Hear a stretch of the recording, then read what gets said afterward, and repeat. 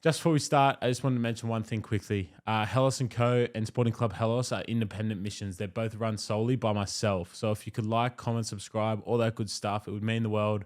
Check out helosandco.com. And without further ado, let's get into it. All right, welcome back to Helos and Homies. I'm here with a coveted guest. Goes by the name of Isaac John. You may know him from YKTR Sports. He's changed the landscape in terms of clothing brand, sports media, tipped it on its head, and runs the Instagram game. How are you, brother? You good? Thanks, bro. I appreciate you sort of holding off for this interview. I know you've been chasing it for a while, but sometimes you just don't feel like you got anything to say or add any value to the world. And I think we're in a world where we're saturated with content. I'm just trying to be a little bit more considered with content I put out. So I appreciate your patience. Thank you. Speaking of patience, I spoke to Isaac just before we started about this. I'm going to read the email I sent to him for a job application, 10th of January 2019. Dear Ice and the YKTR boys, my name is Harrison Fauci. I'm a 19-year-old university student and I'm currently looking for the job. But the next part's fucking stupid. The reason you might wonder why I'm looking for a job is due to after 3 years of being at Coles from the age of 15. So just to give a backstory, I used to work in the deli.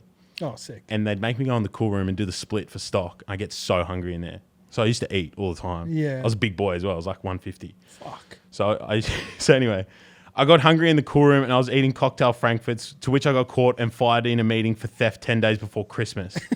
Unbelievably, that's a true story. Definitely the funniest thing that happened to me by far, but due to this, I'm looking for a job which hasn't been the easiest. So I figured I'd apply for the dream job, which I'd like to pursue most whilst at university.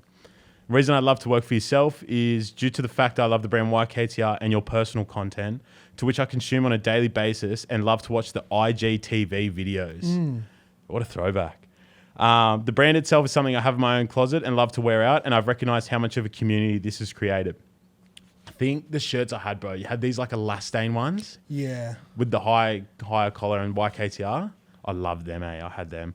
The second reason I'd love to work for you guys, I know a fair bit about online-based brands. Since 16, I've run a small clothing brand, which I see as a hobby more than a business if I'm to be completely honest. I am self-taught in the whole process of order and packaging, e-commerce sales, media funnels, etc., all that good stuff. I know you guys most probably don't need to hire anybody, but as I'm a fan of Gary Vee, I thought I'd give it a shot because life is far too short. Regardless, keep on doing what you're doing. Everyone loves it, and YKTR is only becoming bigger and better. My official resume is attached. Crazy, bro. That's awesome, eh? Yeah, 4 years later. Caleb as well. I think Caleb actually inboxed me one time and said he wants to like work for YKTR one day. And he was like, I think he was only like 16 at the time. And he might have hit me up and I just said, we've got nothing at the moment. So yeah, I've heard a couple of those stories and probably Caleb's obviously the success story from that. But yeah, it's cool to think that people want to work for you. Yeah, it's mad. It must be a good feeling, eh? Yeah, like it's sort of, you just never know. Like, you know what I mean? It's just like you get it through DMs and LinkedIn and emails like yourself. But yeah, it's cool. It's nice. It's kind of like a pat on the back that you're someone that potentially someone wants to work for or learn off. Yeah, it's a compliment to everything you've built. And speaking of which, when you're a kid growing up in, is it Tokarua? Tokarua, yeah. Yeah. Did you ever see yourself building anything like this over your lifetime?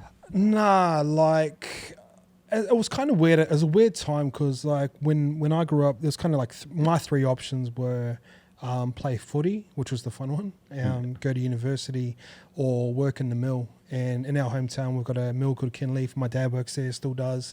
He's done 12-hour shifts since my whole life. So those were kind of like the three options. And I was a good student. I was sort of lucky where my mum always sort of forced me towards education. Yeah. She just thought like she knew the path that she had taken and she didn't want me to go down there. So me and my brother done okay in school. Like school come quite naturally to us. And then my dad was always sort of like my football coach. Yeah. So I had that really nice balance of education and sports. And if you look at YKTR and sort of YKTR sports now, it's always kind of been the merger of the both where whenever I was a football player or classed as an NRL player, I never just associated myself just as a football player. Like I used to even when we're going out and we'll meet girls, like I'd never say I was a football player. Yeah. Not to get stereotyped, if I was doing the most stereotypical shit a football player can do. Yeah. But like I just hated being pigeonholed as that because it was a stereotype that was attached to it. I always found myself a little bit more diverse, a little bit more interesting, a little bit more thought out. And that's what I was just saying to myself. But Yeah. and that was because my mum sort of instilled that like sports ain't everything and this is really important. But one thing she taught me, and it's a lesson I've started to think of recently, was like my dad was my football coach, but he was also like the local Prims coach. Yeah. And I learned a lot from my dad. And my dad had like an entrepreneurial spirit about him without it being business.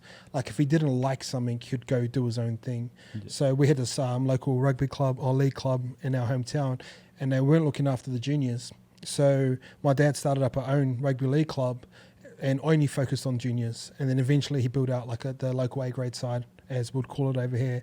So I always saw that in him. And whenever he'd come home, he'd always be working on something. So mindfully, I was just thinking of that. But one of the biggest lessons my mom taught me was, because I was always around older guys and older men with training and stuff, after the game, you'd always have a like post-match feed. Yeah. And people will get up and speak, and she'd always make me sit down and pay attention to the people that are speaking. And like I'm not too sure what her exact words are, but I always remember her just saying like it's important like how people carry themselves and how they speak. And I've always been naturally drawn to people who can hold a conversation, who can make you think, who can make you laugh, and I think it comes from those types of lessons. Yeah, beautifully said. Yeah. Funnily enough, I actually want to start a football club. You do? Like soccer? Soccer, yeah. Here? Football. Out in Penrith. Is there no soccer out there? There is. There's a lot of politics involved with the clubs, and the A grade sides don't get built well, and then there's politics involved. So I kind of want to do. There's only a few requirements, and one of them's to have a stadium. So like they say stadium, it can be 300 people. Yeah. But I want to do something like that and actually create like a proper junior development system, because Western Sydney is like the home of Australian football. Like all the Socceroos you see, like Timmy Cahill, all that Western Sydney boys, Harry Kuehl. Yeah. But so often, more than not, there's so many of those boys that just slip through the cracks. And you look at the Wanderers, they're quite like, that's a pretty cool brand. Like when you watch them, they got a cool fan base. And I think Western Sydney is just a hub for fucking talent, isn't it? Yeah. Sports, whatever. It's just where it is at the moment. Yeah, I don't know what it is about Western Sydney. It's just something about it. It comes from struggle. Like any creativity always stems from struggle. If you look at like the hip hop scene through the 90s and like where's all the cool stuff come from? Like Brooklyn, like all those Harlem. Like you never see, like when you come from a rich area, say if you come from an area like Bondi and everything's given to you, you don't have to think. There's no like, they say a lot of creativity comes out of struggle. So if you look at Penrith now and you look at UFC fighters, you look at Penrith best team in the comp, you look at like 1-4 in the music scene that's going out from there, it all stems from places of struggle. And sometimes, probably early on, there's no one that you can really look at and go like, oh, if he can make it, I can make it. Right now, like it's like shit, Ty's made it in fighting. Penrith Panthers are winning comps, 1-4. Big stars in the country in the hip hop scene. Yeah. Big and so they've got people that they can sort of like look at now. Yeah. And they're sort of like us where we grew up, where like we didn't know anyone that played NRL. Like we heard about guys that played All Blacks back in the day, but there wasn't just that one person that we could kind of go, shit, he's from our area. Yeah, you're my Northern Star type of thing. Yeah, that's it. So and like all anything cool comes out of struggle. Like you look at two of the coolest brands in the world right now, Kith and Emilion Dior. They're both out of Queens, New York, and they both like rip it. So that's where it comes from. Yeah. Struggle, trying to find a new way to get out, not liking what you like. Same as us. Like I don't want to work in a mill my whole life. So our creativity outlet was through sports. And so I've talked to Quaid about this as well, and he was the same. Like we were scared to end up in the mill. Yeah. And like it's a good job. It pays well, but we just felt like there's something bigger for us. Yeah. You just touched on it. You grew up with Quaid and Sean. Is there something you can pinpoint to you three becoming as successful as you become out of a town like that? I don't know. I've thought about it a lot, and I've heard this guy talk about like parenting. Like a lot of people think, and I've credited my parents for whatever success I've had, but parenting your kid can only take him so far. It's more so the people that they hang around with as kids growing up. And I heard that like a couple of weeks ago, and it kind of clicked for me.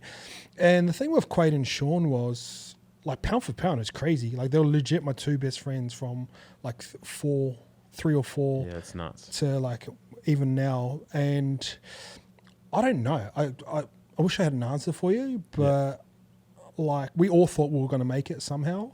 We probably thought Sean was going to be the biggest because he was like naturally the most talented. He'd done track club, which was like big where we come from, and like he'd always win everything. He'd win cross country, he'd win this. Me and Quade, one of those guys. And like didn't try. Where me and Quade were the two guys that used to try our hardest. We just couldn't quite get there. And same thing, we come from a small place where there's not much to do. And our parents kept us out of trouble through like sports. So if you go through like, we go to primary school, we'll play touch on the courts. And then me and Quade and Sean would have training on like Tuesday and a Thursday just for your local rugby. Sean would go do track club Monday. We're always doing something. And then over time, I don't know, it just builds up. And then we start playing touch. I don't know, you just pick up like skills and you get used to winning. And I don't know. Yeah. I don't really have the answer. Did you guys push each other as you got into adulthood? No, not really. It's probably like, because we all kind of split up separate ways where Sean went to a private school, Hamilton Boys. I just stayed in my hometown. I was going to go to a private school probably in like 5th form, but then ended up just staying in my hometown. And Quade moved over to Queensland when he was about 15. So, but it's just cool. Like they're the type of friends where like you don't have to talk to them. Like I hadn't seen Sean in like 10 years and go out and it just feels like your kids again. So it's cool. Yeah. Like really proud of them, which is sick. Both carved massive careers, eh? Yeah. Especially Quade, like the name he made for himself is just nuts. Yeah. He's still doing it. It's like it was weird when we had all the boys in here one time and it was like Scope and like Scope had hang around a lot of NRL players and big time players. And he goes, even when Quade come in here, he goes, fuck, I was a little bit like starstruck when I saw him. Yeah. And just because he was kind of early in the social media scene too, like he was kind of big on Twitter early, got him in trouble. But like even like Instagram, he was kind of, when Instagram first started popping off, he was kind of like the coolest guy in Union. So I'm thinking a lot of people associate with him. Same way we look at Benji, because he's got the highlights. Same way kids will look at Sean Johnson right now. Yeah. Because they got that highlight package of them just cranking people and it translates well to social media. They're just cool. And Quade carries himself in a cool way, dresses well, speaks well, always cool. Like he always has been, to be fair. But you add a bit of success to that with the Reds winning. Add a bit of fire to that with Neem Richard McCaw in the head. Like, you know what I mean? It was kind of like the perfect storm of someone who's going to be successful. Yeah. You touched on those two going their career paths. You stay in TOC and you end up playing for the Warriors, which is pretty cool. And you're in I didn't really pick up on this. I kind of did, but I kind of didn't. Denton Kemp mentioned a few weeks ago, he mentioned your name and like how you guys played together. So I looked at that team and there's 3 guys in it that change basically sports media or how we view NRL post-playing careers. There's you, there's Denton Kemp, and there's Louis Brown. Yeah. Is it crazy to look back on that and go like, wow, us 3 really changed like so much shit about post-playing careers? I get a lot of credit for that, but I just kind of was just, like when I done it, I wasn't trying to do anything to like inspire people. I just wanted to do what I wanted to do. Denton's probably the guy. Yeah. Like I remember his 3rd podcast was with Normie and I'm in the room and he come down with Parramatta and rented out this hotel and I'm sitting in the room because we were about to go out. So I'm drinking on the side and I didn't even know what a podcast was. It was sort of the first time I'd been in one. This was like 2015. Yeah. And we were just sitting off the side and like whispering. So I think Denton probably deserves a lot of that credit. And like, bro, look how many people Denton has put on. Yeah. Like actually put on. I remember one of your vlogs, he was taking you around one of the audio stores for podcasting equipment. And like, he's a great guy because he doesn't hold any like secrets back. And there's a few things he told me early on that have come true now with like staff and stuff like that. And I didn't really get it at the time, but he ended up being right. But like he taught me how to podcast. And at the time I just wanted to do like interview business people because I was trying to hit people up for coffees and trying to pick their brain. And people ask me that now too. And it's kind of like a bit of a disrespect to that person's time. I didn't understand that at the time. I thought this was like, I'll buy you a coffee. So basically you're saying their time is worth $4.50. And I didn't understand it at the time. So I started a podcast because I just wanted to interview interesting people and learn from them and build a relationship, and didn't help me sort of do that. And it kind of like transitioned into sport, and a few different things happened with COVID. Like we kind of were pushed to podcasting, but to answer your question, it is cool to think that you can inspire people through post football, and it's probably something I'm passionate about. And there's been certain parts of my life where I've been in, like, there's one time we were all out for dinner for Wade Graham's birthday, and there was a guy there. He just finished playing football. He didn't get picked up from anywhere else, and I remember just hearing the regret in his voice. And like, if I said his name, people would know him. But I remember him just going, like, he introduced himself. We already knew who he was. He introduced himself. He goes, "Oh, you won't remember me. I don't play football anymore." And he kind of made the whole night was based around that, because he was blind, and like we were all like, it was like a Wednesday or Thursday night. He just got off like a job. And I just remember sitting there and I was like, fuck, like, surely there's more to life, like post football. And I've always thought like that, but I don't know. It's cool to be where you are. Yeah. Yeah, I don't really think of life like that, but it is cool. Yeah. Well, you all changed it different ways. You took on, Kempy took sports media on in a different sense that you took it on. You're a bit more front facing with going against the traditional, whereas Kempy kind of created his own lane. Like the video you put out this morning with the RLPA agreement and how you explain it and whatnot, is you're kind of breaking it down for the fans, whereas Kempy's just offering more analysis on the game from a player perspective type of thing, and creating his own platform. And you do the same, but yours is kind of like, you're kind of, how do you put it? You're kind of creating your own media entity, which kind of goes against the traditional. Yeah, and that's initially what it was. But like even now, like I'll put up posts about RRPA stuff because that's something I'm passionate about. And I know how great of a guy Clint Newton is. And so smart, really smart guy. And he helped me out very early on. Like there's a lot of times where I was struggling. Even like we just clicked straight away when I was at him with him at Penrith. Like we used to get on the piss. I've been to his wedding. Yeah. He sat me next to Joey at the wedding because he knew I was a big fan. Like just small stuff like that. But there's times where like I've been like a little bit lost, and he's kind of the guy I ring up, and vice versa. Like he'll ring me up sometimes now, which is like cool. But like initially, I wanted to go take on sort of Fox Sports and sort of stuff like that. And obviously with like Scope and Mace, we sort of felt like we had a chance at that and going against that direct style of media and being more front facing and connecting straight to fan. And obviously like things happen and the boys parted ways. But probably now I'm probably, even though I think it's a great way to go, it's probably not where my best energy is.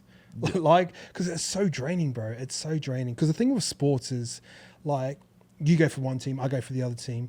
If a ref blows a penalty, I think it's great. You think it's the worst decision in the world. So whenever you do sports media content, there's always opinionated, and you're always going to break people up. Like people are not going to agree with your opinion. Yeah. And then you do that like week after week after week, and then something will happen. Let's say the Paul Ken example.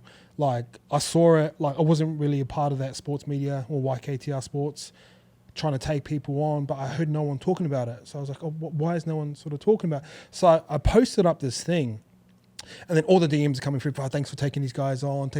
And like, to be honest, it's probably not my fight anymore. Yeah. Does that make sense? Like my best use of time is through creating ideas and creativity and building businesses. Like that's just drama.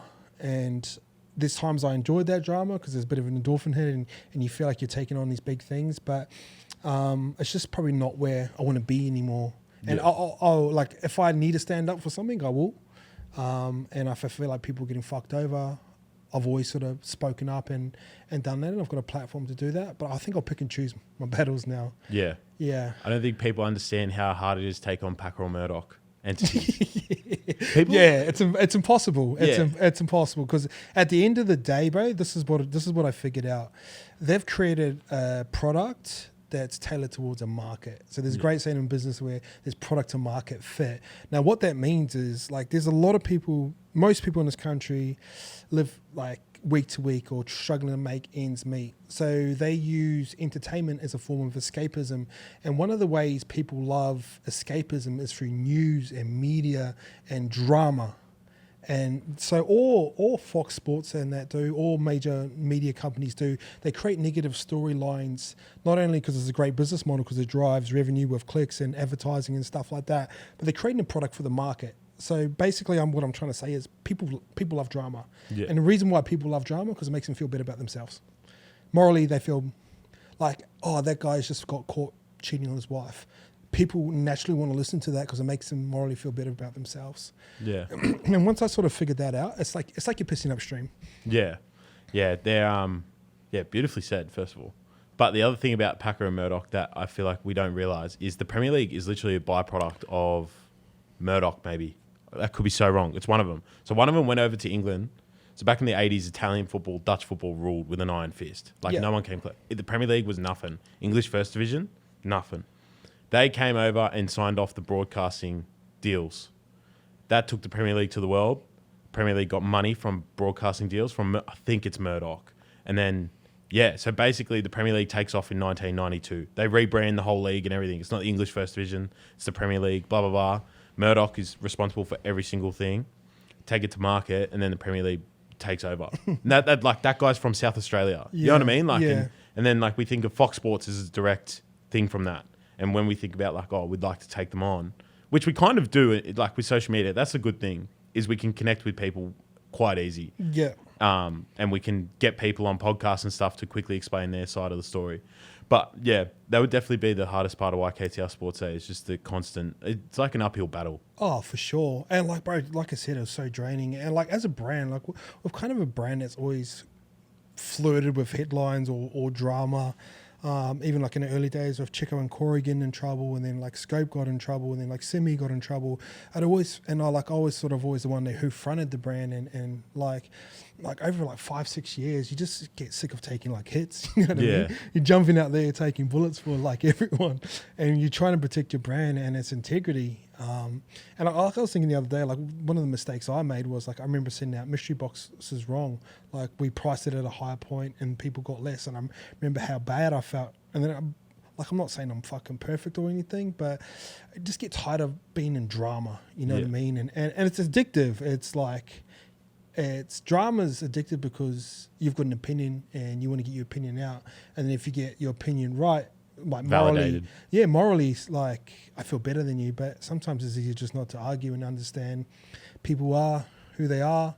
I always say, one of my friends, you don't look at a snake and wonder why it's got no legs. Yeah. You know what I mean? People are who they are, and people are going to do what they're going to do. So it's changed a lot. Like I said, obviously with Scope and Mace, leaving and getting a bigger deal. Like I said, you can't compete with Tab. Yeah.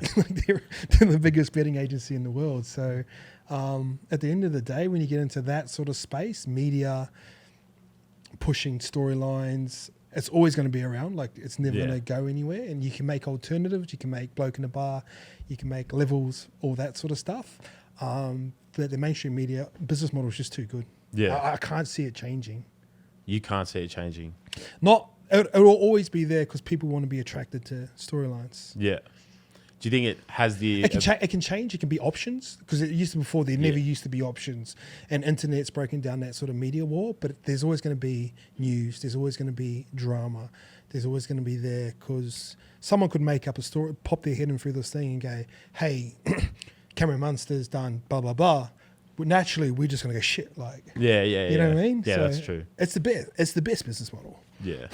Yeah, drama fucking sells like nothing else, eh? Yeah. And one of my core philosophies in life is I just want to go to sleep with a clear conscience and wake up excited. So there's times even over the past couple of years, I'm just you're going to go into this media battle or it's just so draining, and it's I don't know. I just don't think it's the best use of energy, drama. Yeah.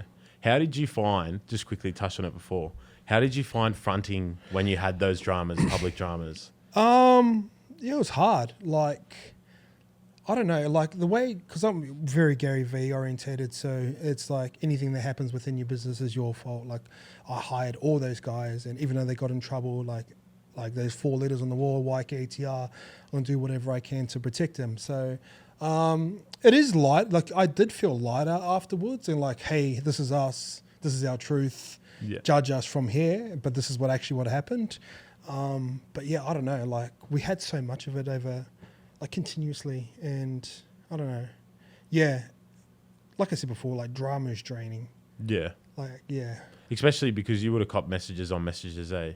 about like just people just messaging like I'm disappointed and shit like that? Yeah. Is that what you copped? A lot of the times, and then it's kind of switched over where like the boys are getting in trouble so much. Everyone was like, oh, like I feel for you, like you're sort of helping these guys out so much. But I had this mentor, and he's still my mentor now, and he said to me like, and this is about a year and a half ago, like, why do you spend all your time and effort on these guys? And like he knows our story, and like, they're fun to watch and stuff like that. He goes, you could be like so much bigger if you just focus on you and the brand, not trying to take everyone with you. And I remember at the time I was going, well, me and you just don't see business the same way. Like I can help people, I can help my friends, I can take them to a better place. And he goes, well, one day you're going to be wrong, trust me. And I go, walked away, and like I was a bit off the cunt. But he's right. He's right. Everything he's ever said in business has always been right. And when all that sort of stuff happened, when all the boys left, he was like one of the first guys I went to. And he goes, this is the path you chose. You chose to go in business with your friends. You hired him. And all the stuff that happened, he's just always like, I told you. And then, that's what, good thing about parenting and good coaching, and like I look at Ivan as someone as like not a father figure, but like as a mentor. Like they show you love. He had you at both clubs, eh? Yeah. Yeah. Like they show you love when you need to, but they'll tell you like when you're going wrong. And I think that's a sign of not only a good friend, but like a good mentor. Yeah. And they won't tell you what to do, but they'll ask the right questions, and it's up to you to figure it out. And then sometimes you just have to go through life and figure it out. And that's the best way you learn. You know what I mean? You can read about heartbreak. You can read about going to bed on an empty stomach. You can read about someone passing away, but it's not till your mum passes away or your family passes away or you got no money to feed you or your kids. Like that's where you learn. So you can read about shit all you want. Sometimes you just have to go through shit to really understand how it feels. 110%. With the going to bed on an empty stomach, I feel like you told the story of like at one point YKTR when you started, you were going to Coles with like coins in your pocket. Yeah, Glenmore Park. But yeah, that's fascinating. So yeah, what was happening there? Like, I was just like, we were at I'd just finished football. I'd bought a house like off plan, and it kind of settled. So all my money was sort of tied up in this house. Yeah. And if you looked at my first vlogs, like that's the house I'm talking about. And I was playing like park footy for Mounties, but sometimes I wouldn't play. They'll overpay me for one. Like I was rat's ass. I didn't give a fuck. I was just more worried about trying to build YKTR. But YKTR was just sort of starting, so I didn't understand what cash flow was. I didn't understand how to put a collection together. I just only started learning how to do Shopify and marketing. And I put all our money into YKTR. So I was just kind of left with nothing sometimes and coins sometimes. But it was sick. It was mad. It was... And in saying that, like if I'd run my mum or if I'd run Corey at the time, like Corey was paid big money and be like, hey bro, can I get $500? Like they would have given it to me, and mum and dad would have given it to me. But I associated it as just like a challenge. And every time I had enough evidence from football that every time my back was against the wall, if I just stuck it out just a little bit longer, things would always start to grow. And even when I'm in this, like when everything happened, when the boys left earlier this year and everyone's sort of writing me off, I was like, oh, fuck, I've recognized this position before. And now was the time where, like, because I probably worked maybe 8 months and not got like a single dollar. And I was working like 17-hour days, like just learning how to do everything, cutting, editing. Yeah, nice. But it was fun. It was fun. Yeah. And then like my power got cut off. So you're trying to run an e-commerce from your phone, but only PowerPoint I had was downstairs in the garage next to my car. So I'd sit in, charge there, try and run all my social content from there. I wish I filmed it. Yeah, that would have been mental. Because at the time, like we were selling the right numbers and stuff, but I was just going like, oh, people think we're killing it, and ICE is getting called like an entrepreneur. So, and I always felt like imposter syndrome with that. Yeah. Like, but. Yeah, and I remember that, and then just after that, we just slowly started to take off, and then same thing here, like something will struggle, just hold, and you sort of get out of these little lulls. Yeah. But it's fun to go through. It's probably the fun part about entrepreneurship, if you're really about it. Yeah. It's annoying. It's not annoying. It's great when you can drop something and everything sort of sells out. We've been in those positions before where, like, literally, there was a time where, like very hot brand, we could drop any hoodie and it just gone in like 2-3 minutes, and you're making like sort of bulk cash, but it's not as fun as like, this twice I've had suppliers go, you owe me $500,000, And then it's like, fuck, your stomach drops, but you're just like, shit, I've been here before. How do I get us out? So, Yeah, mad. like I said, like those are the lessons that you learn from in business. Yeah. In footy, what were those lessons? Injuries for me. Yeah. I was just a very injury-plagued player, and like done my ACL, petrociverniciva dived at my leg. I was playing for Training or in a game? in a game. So, as my football career was very like cyclical, and my business life is very cyclical, where like I'd stay off the piss, focus as hard as I can, train as hard as I can, get my shot, go well, and then something would happen to me, and then slowly build up, go well, come back, and like I'd played for the Warriors, a debut. Had a couple games, but the next year I come in and we ended up winning like 5 games in a row, and I was the starting seven that year. And in the last game we played Penrith, out Penrith, and civerniciva dived at my leg, snapped my ACL. And I just remember going through that lesson, and probably the biggest lesson I learned from that was I was so consumed with football, I felt like everything was all about football. I felt like my world had crumbled. Yeah. And Michael Luck gave me a book, It's Not About the Bike, from Lance Armstrong. Yeah. And I remember reading that book, and it was the first time I got perspective in life, like, oh, this guy's just gone through cancer, come back and run the Tour de France. And at the time I was doing a lot of writing, so it was a good book to read. And that was just kind of like my career, like play well. I went to England, started to play well. Coach didn't like me, ended up coming back to Penrith, jumped in. We played Melbourne Storm, we paid $11. We won that game. Next game we played the Warriors, scored a hat trick. I remember that game. Yeah, gave them in the pink jerseys. Put 60 on them. Next week we played the Dragons, like Sal and the boys. Nilled them first time at Cogra, and then new contract, boom, boom, boom, and then same thing. Get a little bit too comfortable. Success is coming my way. Injury. Yeah. And it was kind of weird. Like that next year, I trained the house down, but we just signed Peter Wallace and Sowie, so they get first crack. But I was coming in playing well. We ended up playing Parramatta. I think I scored maybe a double in that game. Still got dropped because Wall come back, and I played reserve grade. Went to played in the Kiwis in the Anzac Test, and then went back to reserve grade and snapped my Achilles.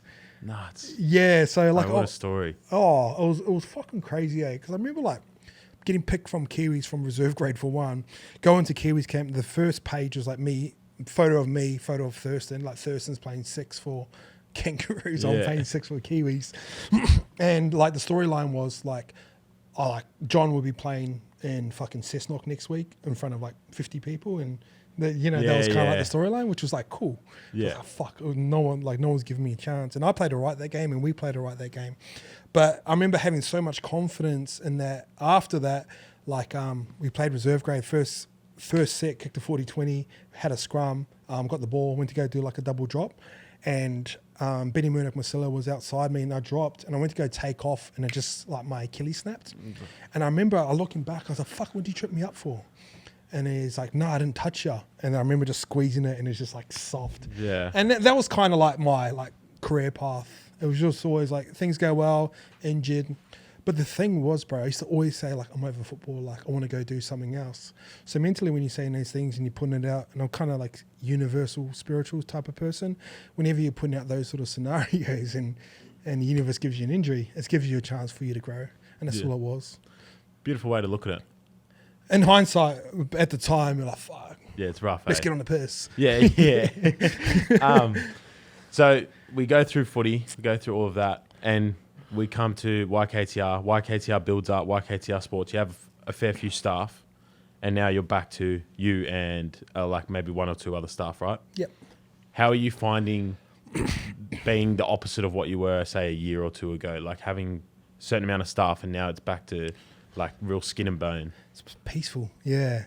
It's like I think what are we in now? July. I think this time last year I had like 8 staff. Nuts. And had this really big office. I was at the top. I used to look down, and I'm glad all those boys have gone on and done great things. And everyone who's coming through YKTR is left in a better position, either more following. They all make more money than they've ever made before. So like that's a cool part. But I remember there was times where I'll be in business and I'll look down. I'm like, fuck.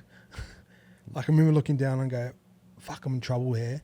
And it's not because like financially we were sweet, but I just knew I'd hired wrong. Yeah. I just knew it. Like it's like my job's to put a good team together, and I just hadn't done it. And like we'd have all these meetings, and then over time, like our whole office kind of split in half. It was like we were in sort of like high school, where it was kind of like Simi and Jacko were the Grouse and a Few Red Boys, and they were making really great content. Obviously, a bit of controversy kind of stalled them a little bit, but it was kind of like them. And then on the other side, it was kind of like Scope and Lukey, who were kind of always together. And I'd probably, in all honesty, I'd always take Lukey and Scope's side. So that created a divide. We had Caleb, who was probably the most talented editor.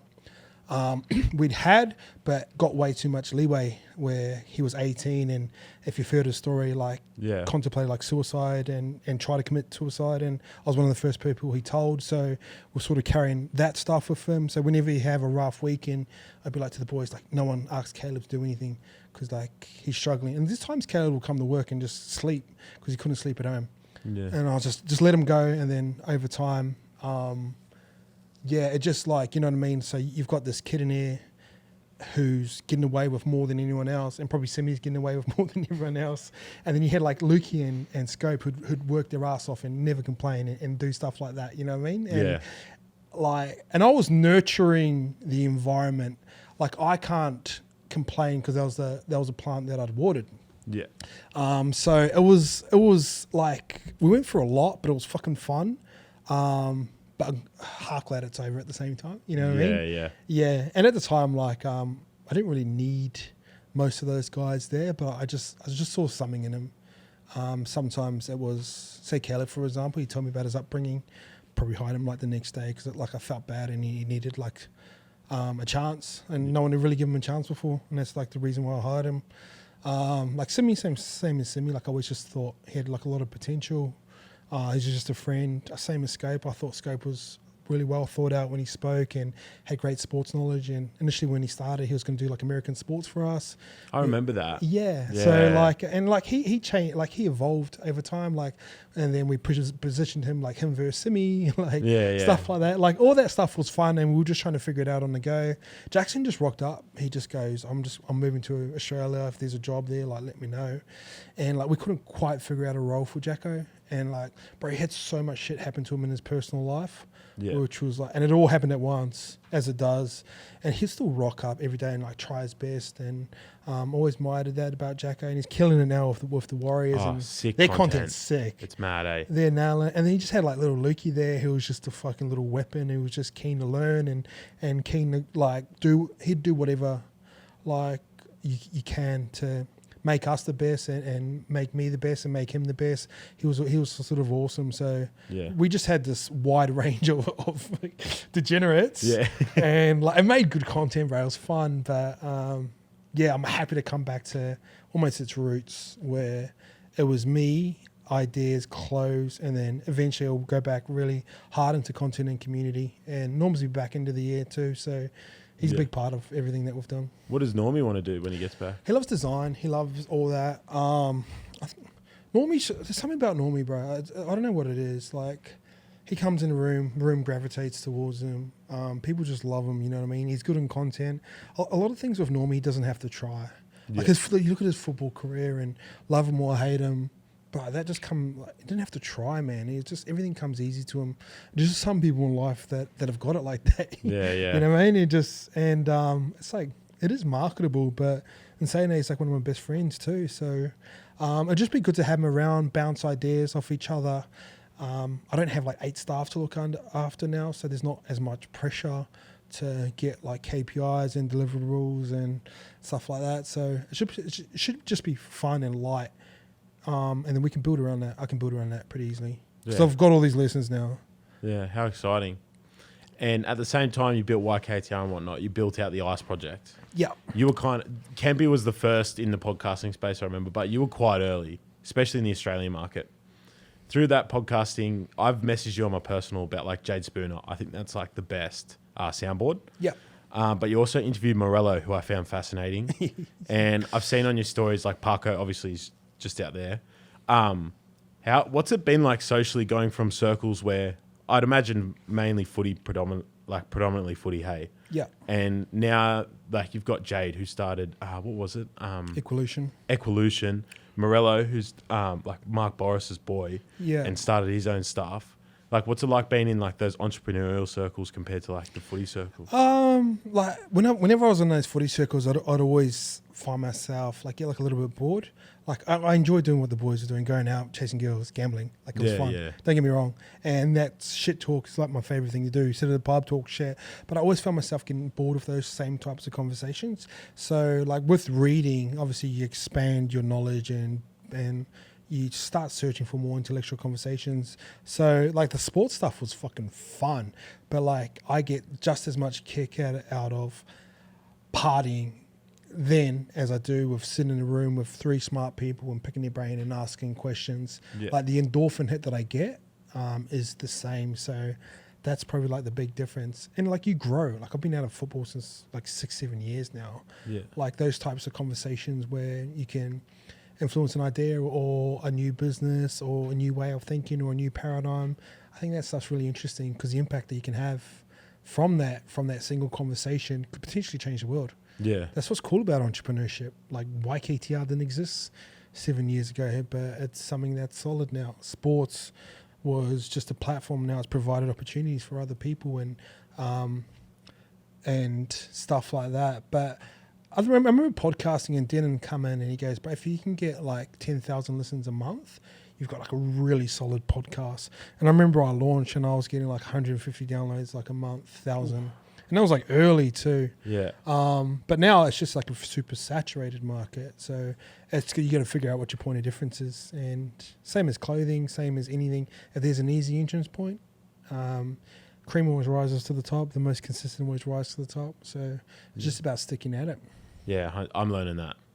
My best views aren't the biggest guest. It's just after like 8-10 weeks, back to back to back. Yeah. Eventually, just random ones just go big. It's not even about like the shorts you make or anything. People just start to naturally, this time, this given day, this week. Spot on. Tuesday, like, 6 p.m, Helos and Homies are dropping. I'm there. You know what I mean? Yeah, Denon like nailed it. Like we were trying to do everything. Like I'd be on 3 or 4 different podcasts here, and we we're just trying to throw shit at the wall and see what stuck. But yeah, Denon nailed it. It was just like, this is what we do, review, we do preview with the Hello Sports boys, you know what I mean? And like, at 6 o'clock they're dropping. And we learned that over time, but it was just kind of like a little bit too late. Did you think you took that first approach from Barstool? Yeah, I was big on Barstool. And like, Barstool was like a good thing for me and a bad thing for me because I used to love Dave Portnoy. And like, you go from Gary Vee to Dave Portnoy, very two different leadership styles. Yeah. So like I had a show called like Inside YKTR, I would basically just razz on all the boys. Like, Yeah. fuck was this like? What's he doing? And like, because I found that content interesting as a business owner to hear it from Barstool, and we'll be going through like the same things. And like, there's times I'll gas the boys up, and there's times I wouldn't. And like that was probably like a negative style of content that probably didn't need to come out of us. Yeah. And even like the way he'd blow up at staff, like I there was a phase where I'd get so angry, bro, and I'd just fucking snap, and then like wouldn't talk to, like Simi was always just like Simi was usually the culprit, but like I wouldn't talk to Simi for a week. It's just dumb leadership, and I was influenced by that. So, but yeah, like I always kind of saw like Scope as Big Cat for us, like the big lovable guy who does all the sports content. And like Big Cat's been able to grow within Barstool Sports, and their show, obviously one of the biggest sports shows there. Yeah. So yeah, there was times where I look at Barstool and go, fuck, that's going to be us down here. I just don't think we got the market for it, bro. In Australia, completely agree. Yeah, in terms of like size, but in terms of like style of content. So if you look at Australian content, the best guys are usually the ones that we can look at and go, yeah, he's kind of like us. So if you look at Hello Sports, biggest Hello Sports is probably the best example of that. But so you look at Hello Sports, they remind you of guys that you go to the pub with, which makes them relatable. You look at Bloody Brilliant Bears, I think they've got like 150,000. Yeah. 150K followers. Klutzy, kind of like this guy that I used to play with back in the day. He reminds me of him. Inspired Unemployed. Like you can kind of relate to those guys. Yeah. So those guys in Australia are the ones going to... Alpha Blokes podcast, one of the quickest growing podcasts probably Australia ever. Like their numbers are crazy, and they're just 2 guys that sit on the couch and answer questions. So we were trying to go down the Nauk / Barstool Sports, and like the inclusion of Mace was kind of like We need someone who's a little bit more controversial, and because me and Scope were the same person, like we'd have the same opinion, we were sort of the same player, we were sort of like locker room guys who got along, who understood bit of sports knowledge, but the point of difference was like Mace coming in, because Mace would just go smack you between the eyes and hit you with a fucking great take, you know what I mean? So we were going down that route, and like some of our content, I look back, it's fucking so corny, like going to Magic Round and the filming, like Caleb's like filming like girls' asses and stuff like that, bro. Like 31, like I don't know, bro. Like we were just like, if we were like 24, 25, that content may have stuck, because that was like the thing. But I think we were trying to Americanize ourselves so much because we watched so much of their content and bring it in here, and it just wasn't us. Yeah, like the most authentic versions of YKTR, and whenever we've killed it, it's just been a reflection of us and who we are. Yeah. That Magic Round video you mentioned, that's still the funniest piece of content I think you've ever put out, where Simmy's in the car giving we the speech. staged that. Oh, right. Yeah, so I was on a plane, and like I fell, and I just woke up and I was like, fuck, the Hangover movie. Like, you know, when Alan comes through. Yeah. So what we're trying to do, I was trying to get Caleb to find us like a rooftop.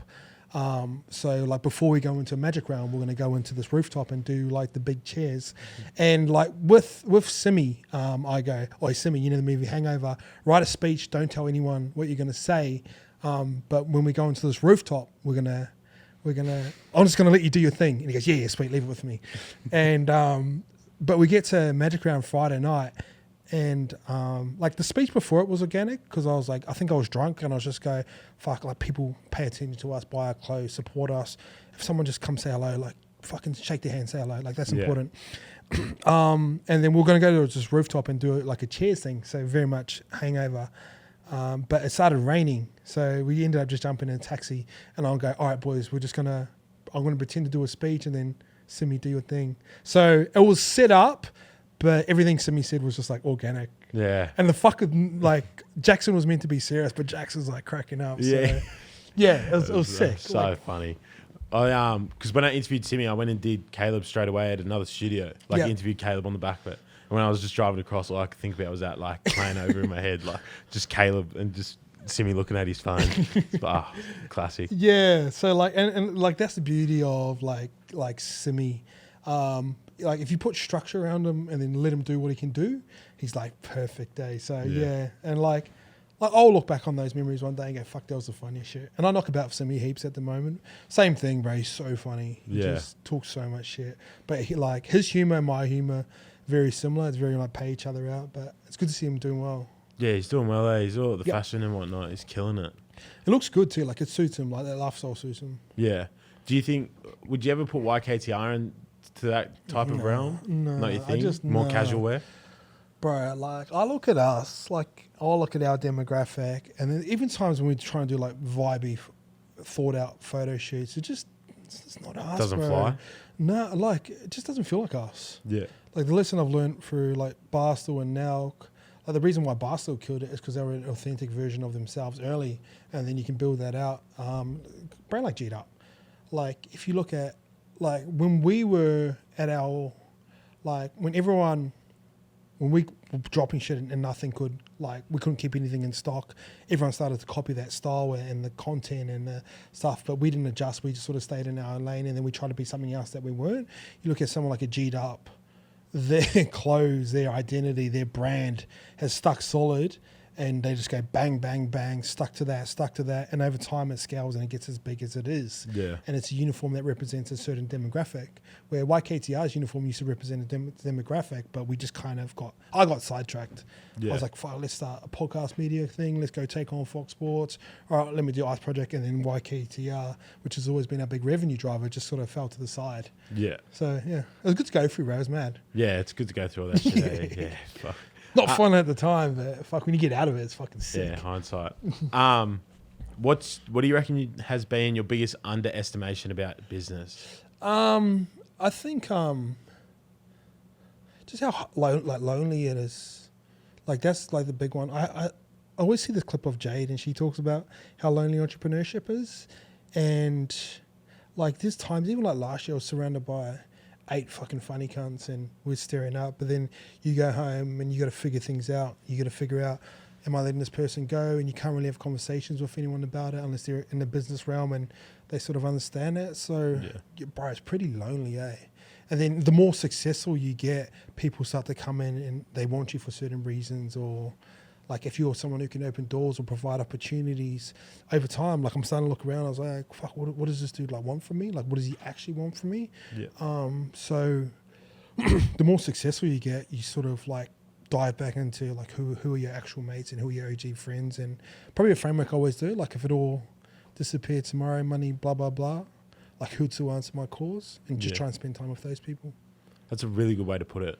Yeah. I so this has been going on for a few years, but I only started taking it seriously last year. This year I've really started taking it seriously. And I wrote down with that question, my opinion was I feel lonelier than ever.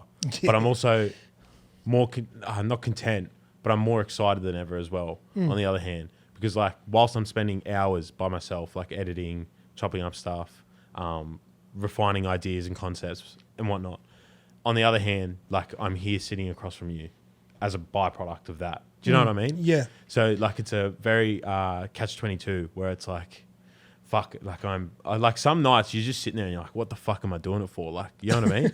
and then you wake up the next day and you're like, fuck, I'm going to view Isaac John next week. Like, this is like the best thing ever, you know? Oh, and like there's times where some like people have offered me like so much money to like do jobs and stuff for them, and I'm like, I'd just rather build my own things. But yeah, like you said, I think J. Cole summed it up best, where like there's like he said there's beauty in the struggle, ugliness in the success.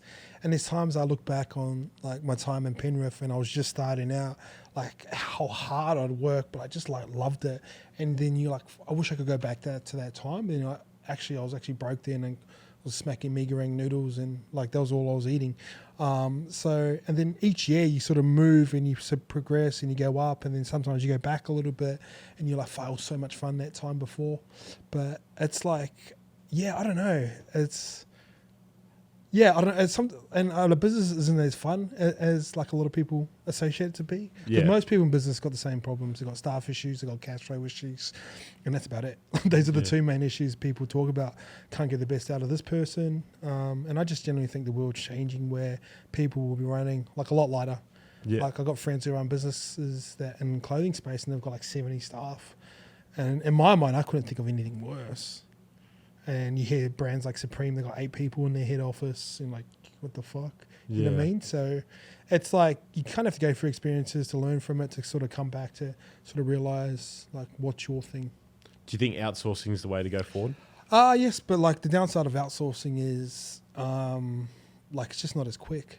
Like that's probably the only downside of it. And generally they're not as like committed to it as well. So I think we spoke about this off air, where like creatives, the reason why they're creative is because they want to be light and free, and they all want to be freelancers and want to work from Hawaii. Like that's the dream for them at the moment. So when you work with freelance creators, like sometimes you're just not there.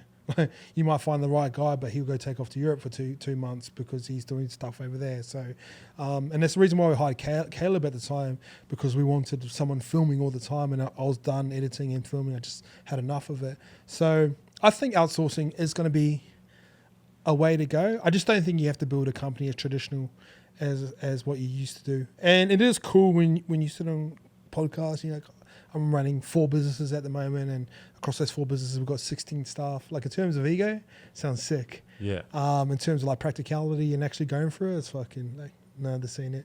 Yeah. So if you're a confident person, if you're multi-talented across different aspects of business, and you're the person who can create the ideas, I think outsourcing is good for a certain part, but eventually you're going to have to bring people in-house. And then when I get back to that point, it's like go for a proper hiring process, hire people that are smarter than you. I would have been too egotistical 2 years ago to, like if someone was smarter than me and I knew it, I probably wouldn't have hired him, because in my mind I wanted to sit at the top of the tree. Yeah. I probably wouldn't have hired anyone that questioned me. A lot of those boys who come through YKTR, I always got my own way. So if no one's ever challenging you, there's no way that you're ever going to grow. So the next part is like, I'd love to get 5 just absolute guns and pay them whatever, and like pay them a good salary, give them profit share of the business if it starts to succeed, and build a really cool team like that. Yeah, mad. And because what I've learned now, and even though I'm great with working on my own, and I love it, like there's times if there's people out there, I'll come in here and work by myself, is like, you don't want to be successful on your own. I don't have a family, don't have a partner. I saw those guys as kind of like my family. I see Chico and Normie as part of my family. You want to be successful together. You don't want to be successful on your own. Yeah. Be boring. Yeah, it would be. Ego-wise, just touch on it. What has your battle been with ego like? Fuck how long we got. I'll tell you something. So recently, Duncan Trussell, do you know who that is? No. Of Midnight Gospel. He's like this. He's a comedian by trade, like one of Rogan's mates, right? But like, furthest thing from it, he's like a philosopher. And I he, feel like the best comedians are. yeah, Theo Von even is like the way he like funniest bloke. But like the way Theo Von can word things sometimes is like very beautiful. But Duncan Trussell was on Rogan and he was like talking about legacy or whatever.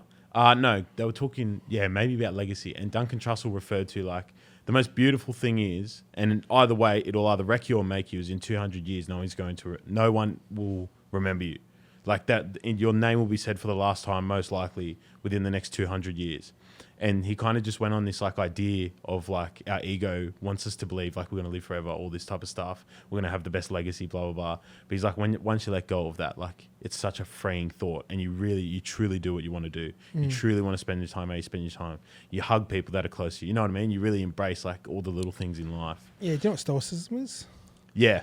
Yeah, very much. I'm trying to practice it. I'm fucking horrible at it. Yeah, it's like the core philosophy. It's like understanding like death's coming and like everything in life comes to an end.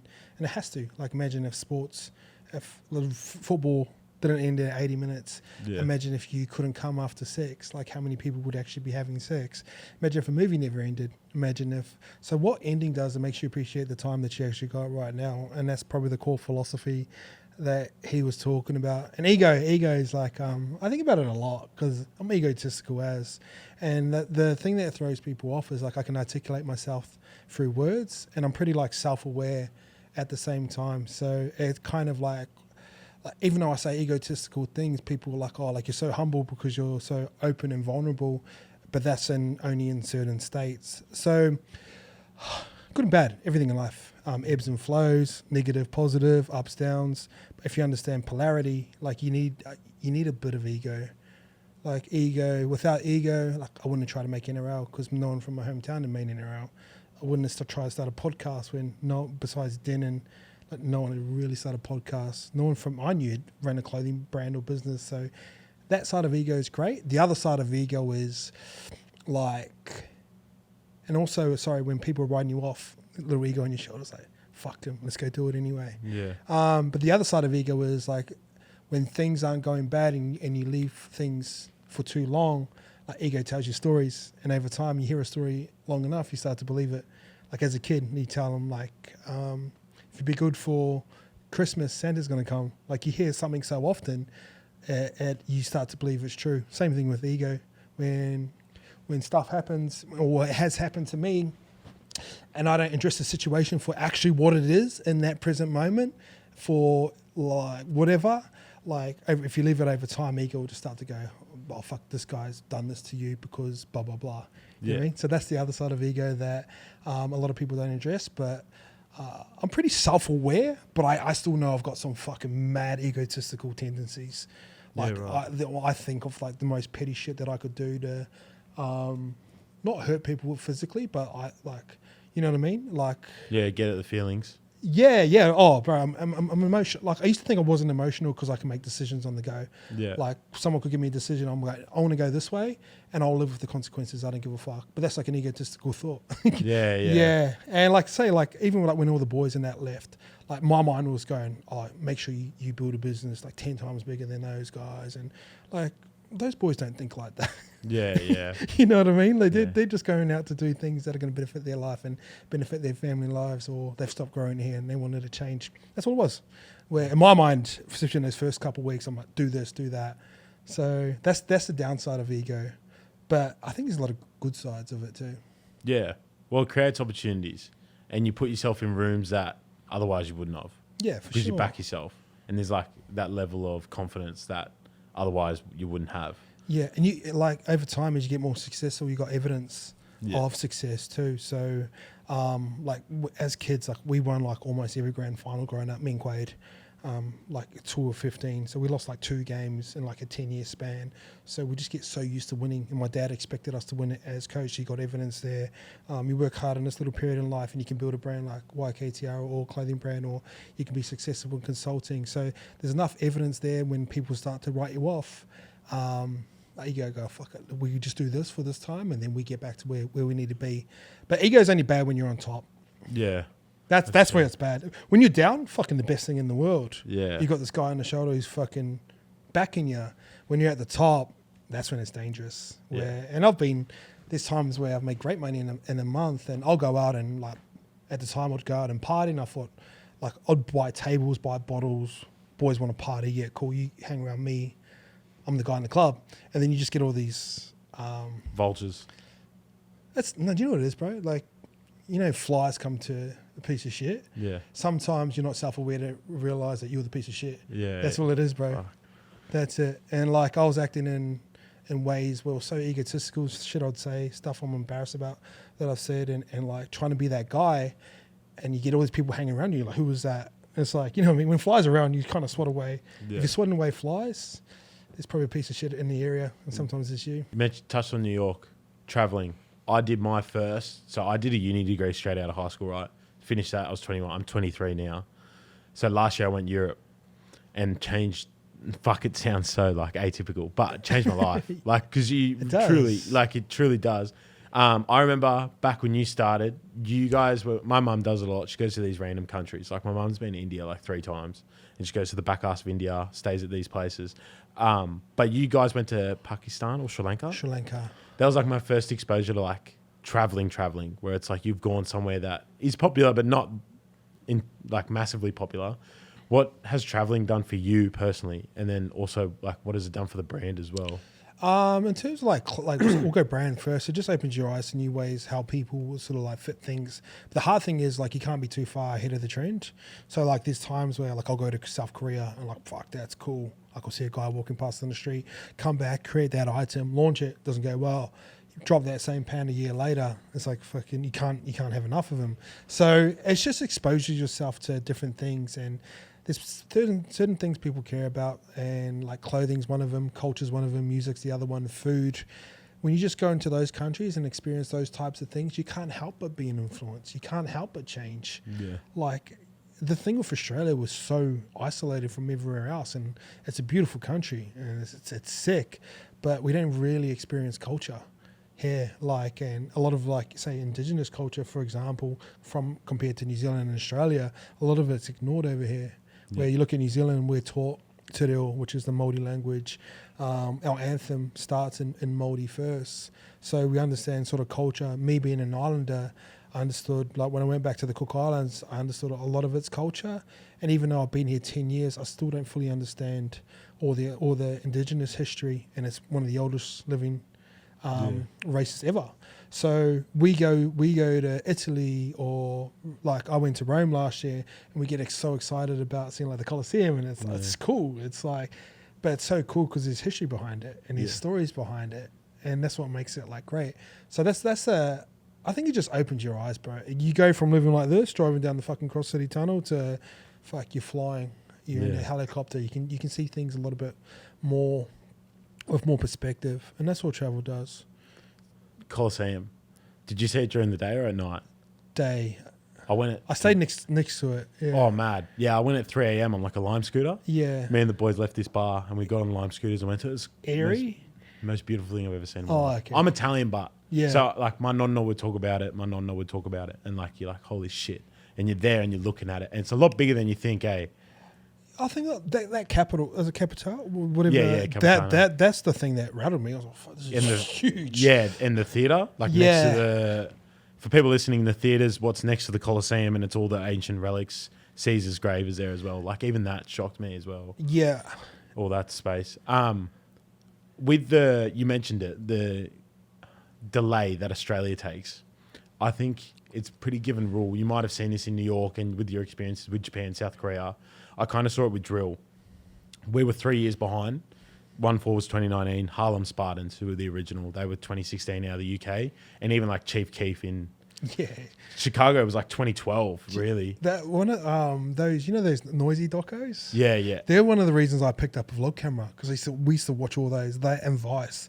We used to always watch those docos at home. Meanwhile, we went, fuck, I can edit. I know how to, let's start vlogging. Yeah. Yeah, so. That's mad. But yeah, Chief Keef one's, he's still big now, eh? Oh, he's massive. He'll always be massive. He's like a godfather in a way of like that scene. Like he changed music forever. You know what I mean? Like what he did. But yeah, even with like the tracksuit, so the tech fleece is what kind of like was the dress code of drill. Yeah. And even now, like tech fleece only really hit Australia like 2 years ago. But in 2017, that was really massive in the UK. You know what I mean? It kind of like takes like 4 or 5 years, eh? Yeah. Like, and like colors are weird too. Like obviously, could we drop a lot of hoodies? Like you can drop one color one year, and like no one would even fucking look at it. But like a lot of people need to see it. But if you understand how a trend curve works, and I'll explain it to you. So say there's 4 of us, and I'm the styly one. I want to wear something that you guys aren't wearing. Yeah. So I'll rock that, and then it's not till the next 2 guys say you're number 2, he's number 3. Those guys will look at me, start to wear it, pay me out first, but eventually they'll start to rock it. So like once those 2 guys rock it, then the last person will rock it. By the time the 3rd guy's rocking it, I don't want to rock it anymore because you guys are all rocking it. I want to be rocking something different. So if you understand like a trend curve in fashion, it starts with designer. So let's go Louis V, Paris has just happened. So within a month, Zara will have their version of a flip on it. So the difference between Zara and high-end fashion is what? Price point.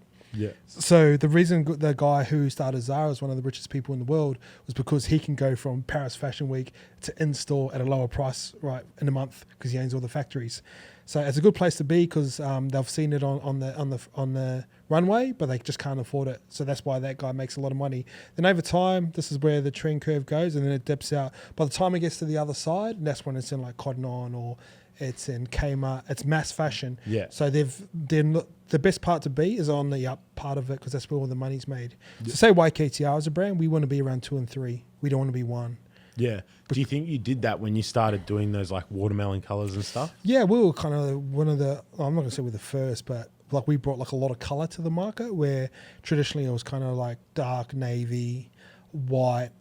We went very pastel-y, which was like at the time very different, but now sort of everyone's sort of gone that way. You got to start moving like somewhere else, and that's probably where I didn't evolve with YKTR because I was so zoned in on staff and YKTR sports is like and traveling. I hadn't traveled in a while, as I was missing trends that would have really worked for YKTR. You know what I mean? Because my attention was so like scattered. If I'd only been focusing on clothing, I wouldn't have missed those trends because like to me it would have been so obvious. Yeah. Yeah, perfectly put. I never thought about it that way. Like the trend curve makes perfect sense. Yeah, it's there's an actual curve for it. There's a name for it. I forgot what it's called, but it's once I understood that as well, helped me in business a lot. Where do you reckon most of the YKTR fashion stems from? South Korea. I think that's colors wise or design wise. Probably design wise. Like a lot of our blocks and shapes have come from there. The thing with like New York, like this is what's happening in fashion right now. So in our area, the coolest places are like Essentials, Fear of God, Emilion Dior, Kith, and what they're sort of known for is like elevated basics. So you see like a lot of people start brands because they're inspired by that, but their look looks very much like that where basic stuff, but they'll just price it at a higher point, very minimal branding, stuff like that. And the reason, like example, G'd Up, the reason why they stand out is because they've gone against that. Like they've created their own identity, but it looks nothing like what everyone else is doing. So when everyone is rocking this demographic over here want to rock that. Yeah. Now, like I said, like trends have their curve and the elevated basic styles is probably at the top of it now or heading towards the top. And then eventually it'll go over the top. And instead of people wanting basics, they're going to want something like a little bit louder. So, or like say 5 years ago, everyone's rocking skinny jeans. Everything's just gone wider and wider. Like if you look at 90s fashion and compare it to now, you wouldn't have been born, but it's very much similar. Like brands like Stussy are really cool. Yeah. Like long shorts over the knees, like Sambas. Jorts. Yeah, jorts. Yeah. You know what I mean? Everything's wider, quarter zips, collars are coming back. So it's like, I remember Gus used to always say in football, like, if you want to look to the future, look to the past. And it's just like, you got to time it. That's the hard part. Yeah. To pick your brain for a second, what do you think Louis Brown does so well? Louis Brown's got great attention just to detail. And like I said, he's probably in that sort of space where it's like elevated basics and fashion. but I think I think his attention to detail, and it's who he is. He's quite a serious person. He's always been like that. He's always dressed well. He's always chased like shoes and kicks and stuff like that. And like he's always had attention to detail. Like when he's getting ready for football, socks had to be a certain, and there might be like an element of like OCD in there. Yeah. But that's what makes his brand what it is. It's elevated basics with great attention to detail and shot well. Yeah. And it doesn't. A good thing. It doesn't feel like Australian, which is some Australians would like. Yeah. What do you think Daniel Patrick did so well? I think he does so well. His shape of his stuff was like pretty iconic at the time. Like it was a little bit more oversized. Like that oversized stuff now is probably seen as just like a normal fit. Yeah. But he just nailed his shorts, I reckon. Like he had a popular short that was recognisable through the brand down the side and Daniel Patrick, and then marketed well. Had it on a lot of big people, Justin Bieber, and it was priced at a high point, so like people thought it was like people see it as an exclusive brand. And I used to buy like Daniel Patrick shorts for like $400 US. Yeah. So it's just like a lot of money for a short. Yeah. And because I wanted to be recognised as someone who had money. Yeah, yeah. That's all it is. It's called, status signaling is? Yeah. That's what that is. That's why I feel guilty wearing that. Yeah, it's just what I like, but yeah, I don't want to. There's another thing called reverse signaling. So like say we go out, everyone's dressed up in a suit, but a guy walks in trackies and a hoodie. Like who's going to be the guy that sticks out? That guy, because whenever someone doesn't care, they're always going to be the person that's the coolest. Yeah, yeah. You see a lot of rich blokes. Adam Sandler, you ever seen how he dresses? Yeah. Nuts. Yeah, nuts ugly, but he just doesn't care, which makes him cool. Yeah. It's effortless. Yeah, 110%. What was it like back in the early days? You went and visited Daniel Patrick. Yeah. I was trying to get him on the pod. I actually bumped into him at it was one of the coolest moments of my journey so far. I was at Penrith Stadium. I'm a season ticket holder. I was just standing out the back and he came up to me. He's like, "Hey man, like how are you?" Because we'd interacted before. But I first got exposed to him because of you. Yeah. Because you went there in a vlog. You vlogged it maybe. What was it like going over there and seeing like, because he's on Melrose, eh? Yeah. Like going on Melrose and just going like, holy shit, like this guy's from Sydney. You most probably played him in juniors as well. No, I didn't know who he was till Normie. So like Normie put me onto him. So Normie was like, bro, there's this designer in LA and he's Australian. I was like, what the fuck? And hey bro, he's taking off right now. And Normie bought some stuff and like at the time, it was super oversized, and we were all rocking tight shit at the time. And I was just like, oh, like it's all right. But over time, I started to love it because it was different. Yeah. And Normie was the only guy rocking it, so I was introduced to it through him. Did Normie know he came through juniors with like Louis Brown and stuff? No, I think he was just looking online at the time, and he was kind of at a point where he was rocking like Balenciaga and fucking Gucci shoes, and he was playing for Parramatta and killing it. You know what I mean? Yeah. That's kind of the look around Para, where like shows you got like a bit of cash in the back pocket, and then he just I don't know how he found him, but yeah, that's how I heard of him. Yeah, right. But like it was cool. So Nate Miles linked me in through him, because Nate knew who he was, and Nate was living in LA, and that was like 2018, and we'd only started like 2 years before, like maybe 19, and we just started before that, and it was just cool to fly over, see his factories, understand how he done like production, how far he was planning out, ask him a few questions, and he was always open to educating us, so it was cool. And at the time, he had a store in Soho, which is in New York. Yeah. So he had a massive store there. But it was just good to learn. To learn. Have you ever been to one of those Soho clubs? Which ones? Like, you know how they're around the world? Oh, no. No, you never been to one? Yeah, fuck. We were in Europe, and I got invited to one, but I had no idea. So it's membership only, yeah. Yeah. So they're allowed to bring like 1 or 2 people in the day or whatever. Bear in mind, there's like, because we're in Amsterdam, so like Ajax like the big club in Holland. So there's like Ajax players there. There's like high-end musicians or whatever. But the guy that was on our Kentucky was actually the Kentucky marketing manager. And over the course of like, he was undercover on our Kentucky to see if like everything was actually going to plan. Like undercover boss. Yeah. It was like an undercover boss. I'll tell you off air, like funny stories. But anyway, so he was like to me, he's like, he was on his last day. He's like, oh, hey man, like, do you want to come to Soho? No idea what, like, I just turned down. I was like, nah, man, like, I'm going to smoke joints with the boys on the canal. And then once I got home, I'd listen to like a bit of content from like designers and stuff, and they mentioned what Soho House was. Yeah. And one of the boys who's from around here, he was on Kentucky with us, and he was like, it's nuts, bro. Like the people that are in there are like, they're crazy. And the creatives that are in there are nuts. Yeah, I love all that sort of shit, and like sort of membership only based style stuff. It's fucking sick.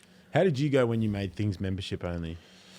With the passwords and stuff? Yeah, good. Yeah, it's just like same thing. It's like at the time we were just doing like, because we went so well in our first couple of years, kind of everyone looked like us and felt like us, and which is cool, and we understand the game. We just kind of wanted to move in like a different direction, and I was just inspired by a few different brands around the world where we're just not so much like drop all the time. With restricted supply, so when people get something, they feel like more connected to the product. Yeah. It's been interesting. It's been cool. I'm not too sure if I'll always do it, but for this little phase we're in right now, I love it. Does it make it easier for you, like because you're backed by yourself type of thing? Is it? Not really, because I've always kind of ran YKTR. Like I've done like most of the stuff. I've set direction, so. But it's just in this little phase right now where, like, say next year, the whole model might change and we're going to be a lot wider with stuff we drop, and we're moving into a lot of outerwear and pants and obviously back into activewear. So it'll change over time, but I kind of like it. I think it's like just different. I don't think anyone's doing it down there. Yeah. Something that I feel like's been forgotten in the files, but I liked was Tech Project. Yeah, it was cool. It was like when we talked about trend curves, it was just way too far. Yeah. Can you explain to people what like for people that are listening that wouldn't know what it was, and then why ultimately you like kind of put it to the side? Basically, I hadn't hired anyone at the time, so I was running two brands on my own. We had Natasha who was doing all the back end stuff, but Tech Project was kind of like, it was actually inspired when I went to LA and I met with Daniel Patrick, and I sort of saw like the higher end stuff, and so we were manufacturing product that was based around sports, that looked. That the shapes would be so relevant right now. Yeah. In terms of fabrications, in terms of all the detail that stuff went into. Like we used to have this like windbreaker, you could fold it inside out and turn it into like a side bag, and all the detailing on it, like it cost so much to make. And then before we launched it, I was too scared to price it at a higher pricing point. Like that jacket should have been priced around $350, $400. What did you price it at? It was like 100, 120. Oh. So there wasn't enough like margin in there for us to sort of sustain it and grow it. And same, we made shoes one time, and I think they were made in Italy with like custom leather, or Portugal. And they cost us heaps to make. By the time it landed here, it was like $180 for a pair of shoes for us to make them. And I was selling them for like $250.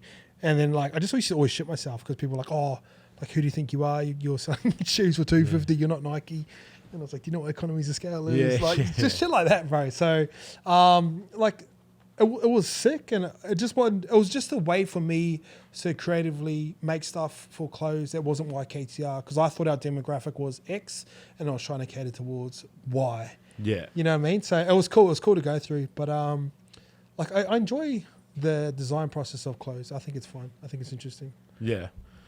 Do you think the podcasting helped you when you mentioned it, that just then, like when people having a crack at you, when you're only making $70 margin, like gross, that's not even net.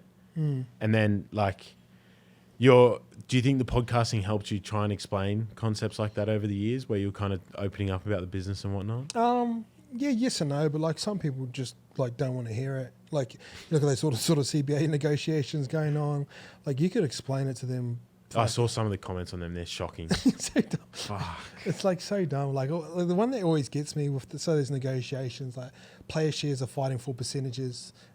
Like people go, yeah, what was if the game was losing? Like a percentage share is a percentage share. Yeah. If the market's going down, your percentage share is like, Yeah. you don't make as much money. Like, people don't understand basic concepts like that. So yeah, like you know what? No matter what you say, bro, someone's just going to agree with something else. Yeah. It's just like my core analogy that I always give is like the sun.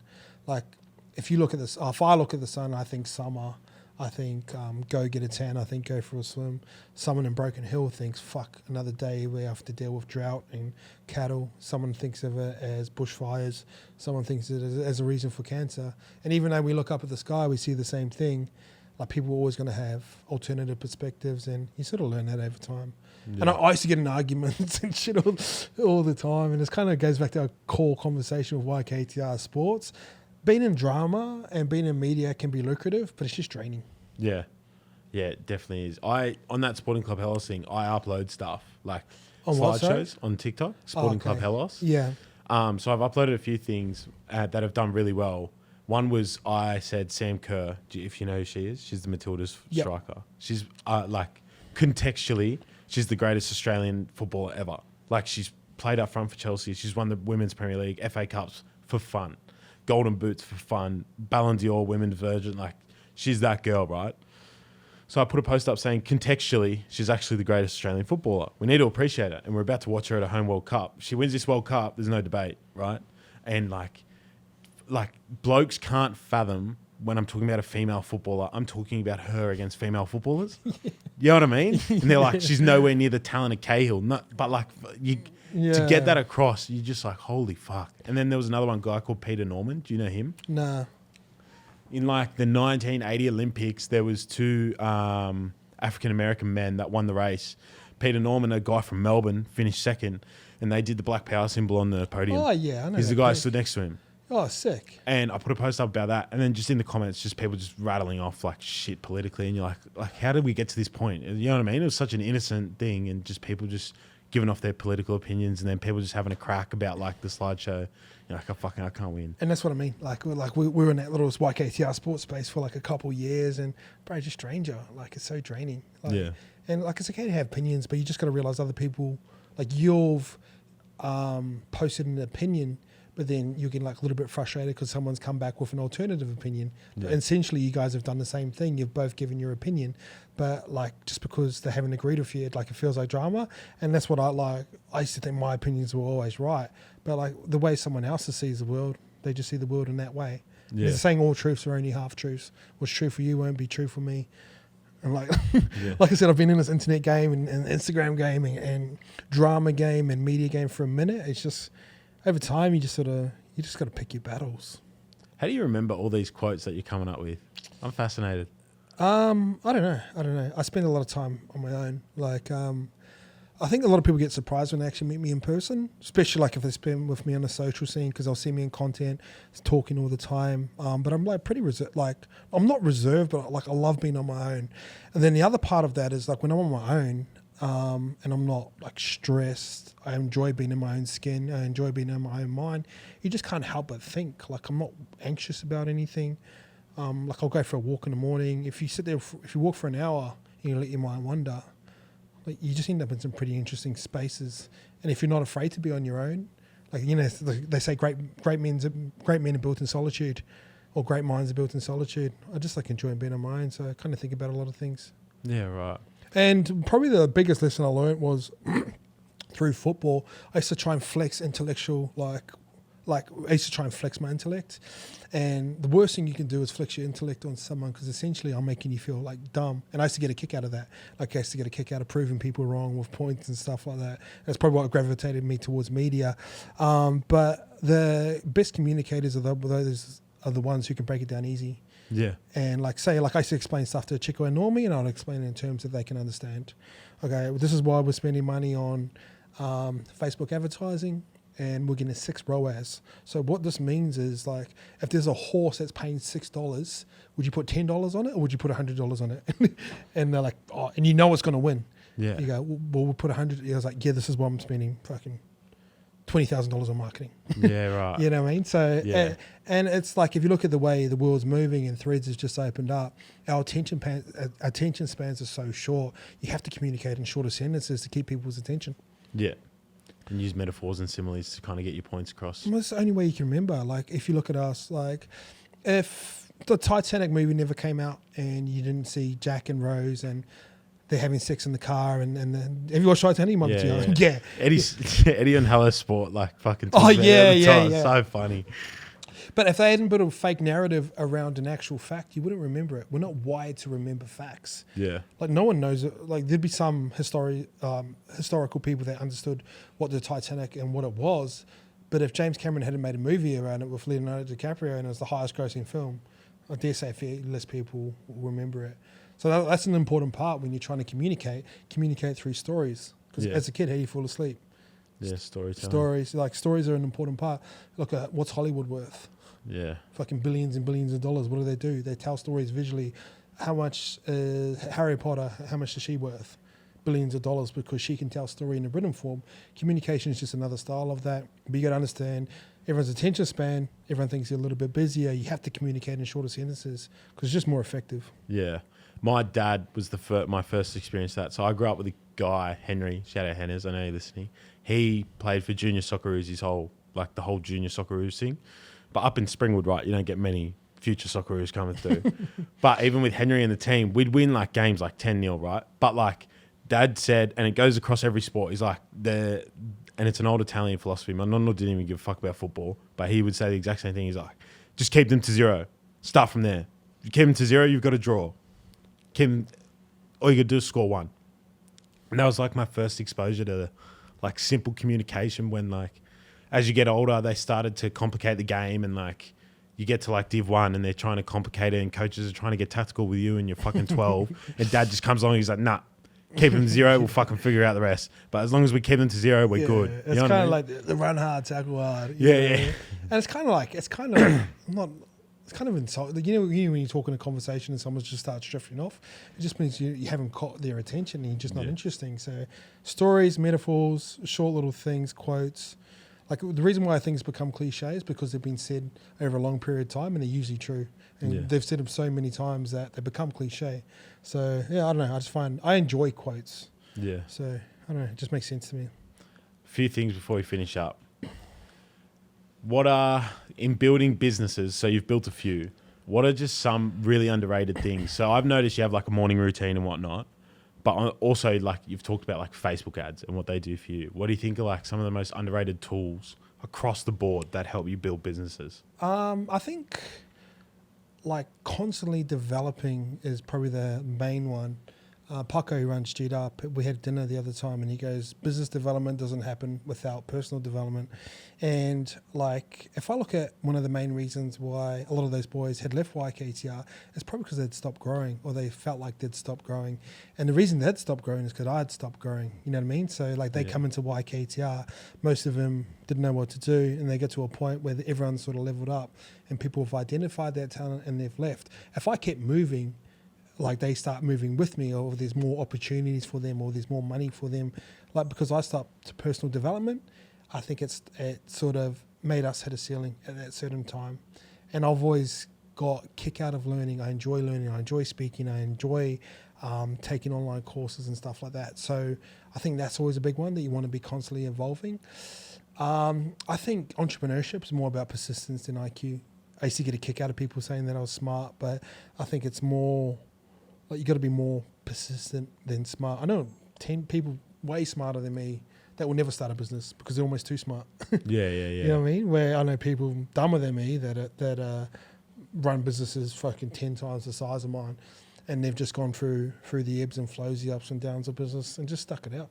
Yeah, that's all it is. So there's probably my main ones: persistence and self-development. Yeah. Biggest pinch me moments that you've had in this journey as a whole? Probably Gary V messaging me. Like I met him in person a couple of years ago. Is that still happening, that podcast? I don't know. I've messaged him. I hope so. But that was kind of like, the timing of it was just perfect. Like I felt like everything was crumbling around me at the time, and like I felt alright. But you just get this random DM from like Gary V. Yeah, hey bro, like have you could, and I know he sends it. Like it was just circumstance. You know what I mean? And then I replied to him and we got chatting and he sent me video messages and sort of stuff like that. That was kind of like it wasn't like a pinch me moment, but it was kind of like, you're back on track kind of moment. Yeah, like, from the universe type of thing. Yeah. It was kind of like that moment for me where I was like, fuck, where do I go now? Do I try and replace the boys at YKTR Sports? Do I just shut it down and just focus back on clothing?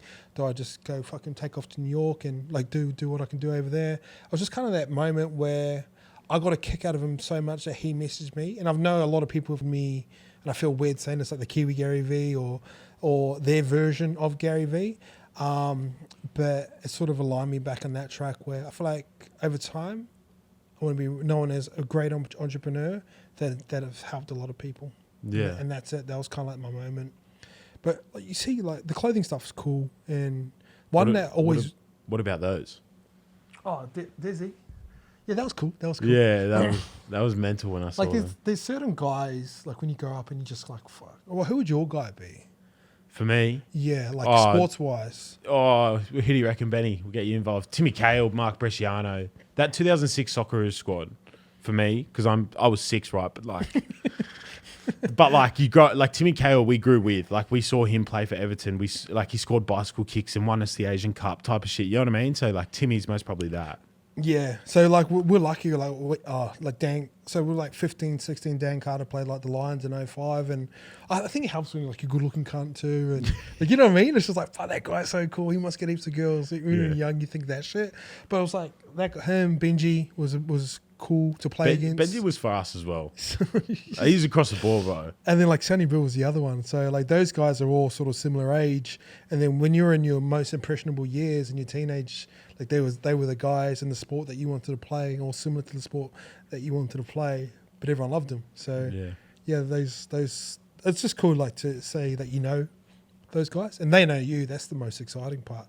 Like when the first time I played Benji, I ended up spraining my ankle, but like even him just saying like my last name, I'm like, get it, John. They might have been spotting me up, but yeah, just stuff like someone that knows your name, bro. It's pretty crazy. So yeah.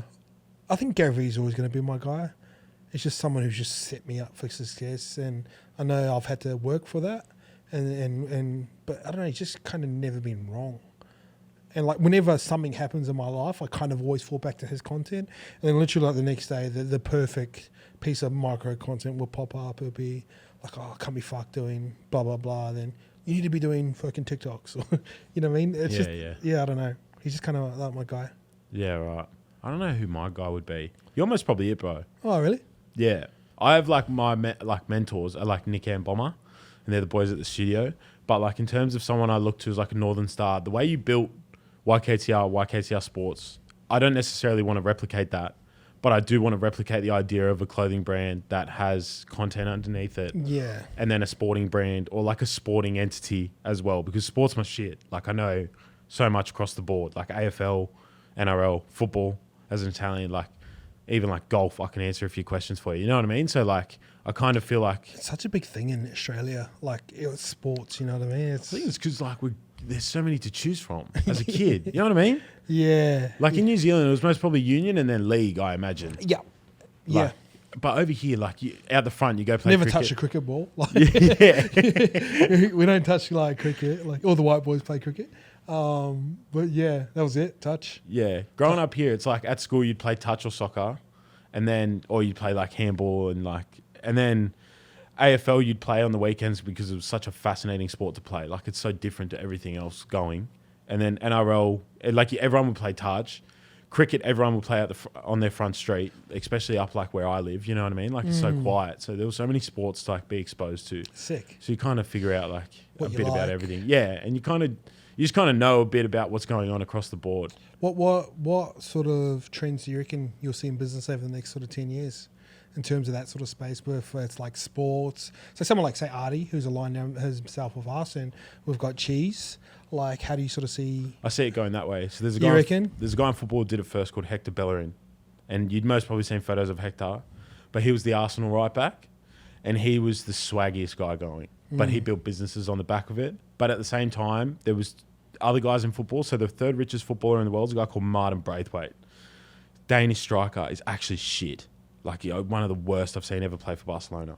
But he put all his money with his uncle who knew how to make money. He's worth 800 million. Yeah. And that's through a property business. There's a guy called Matthew Flamini who has an environmental business. He was a pretty good midfielder for Arsenal and AC Milan. Nothing crazy.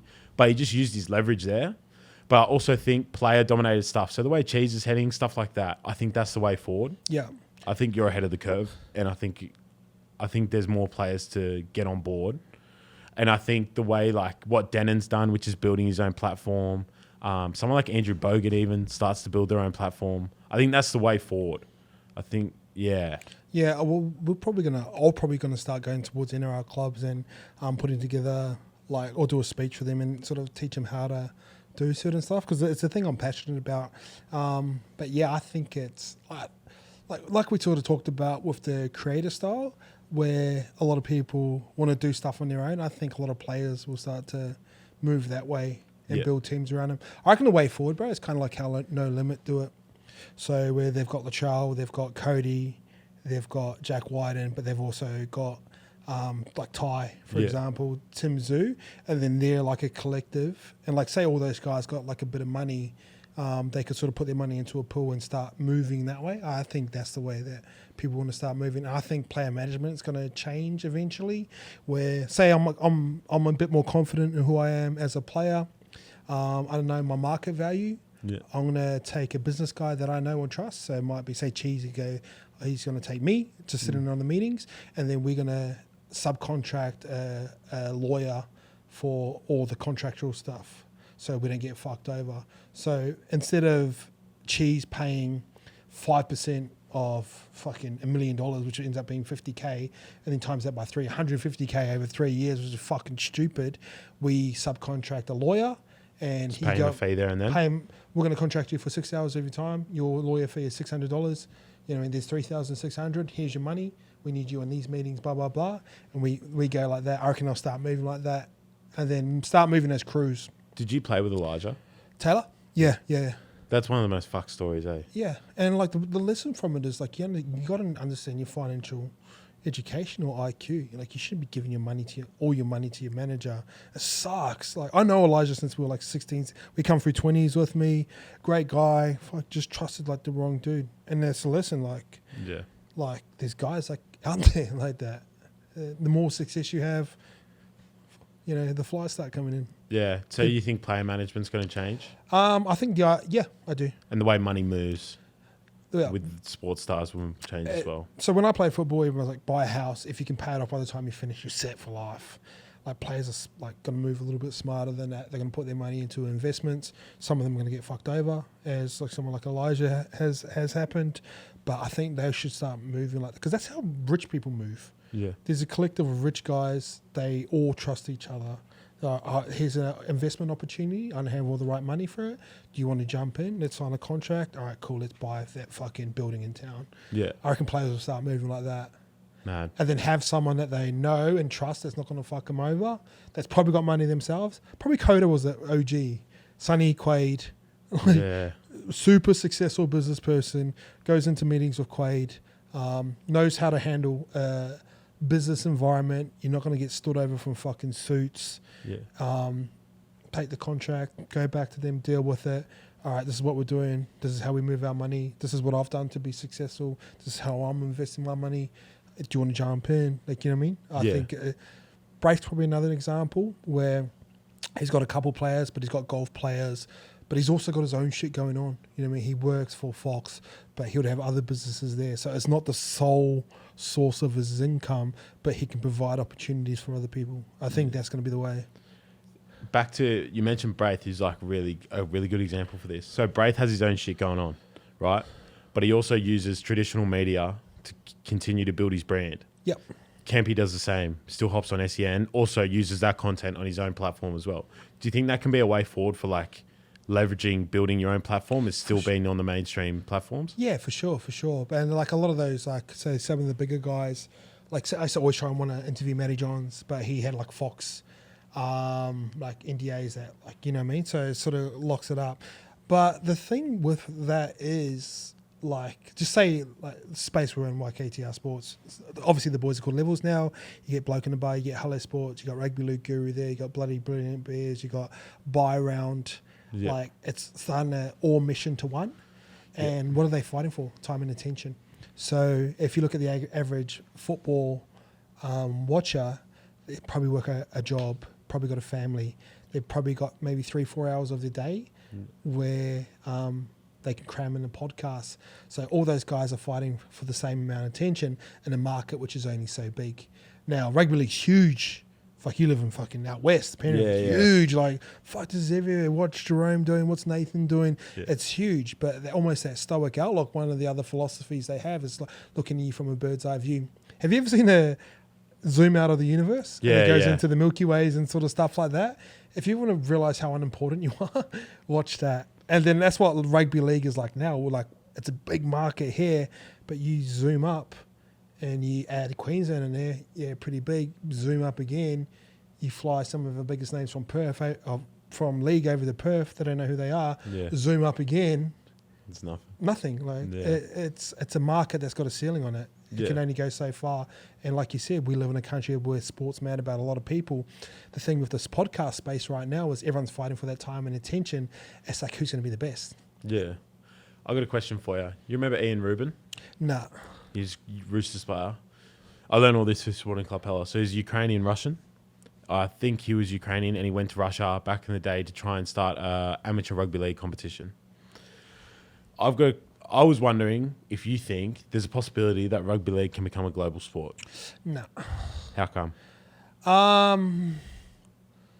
Well, like where give me a country where you put it. Well, like Africa. Africa. This is the thing. Nigeria, Ghana, Cameroon, they're like countries you genuinely could try and grow the sport in. Yeah. But who funds it? That's the problem. So you think that's the one answer is like the funding? Look, we got the best comp here in NRL, and players are struggling to get funding from like their fair share from like who funds it? Like, Yeah. you know what I mean? Yeah. Do you think?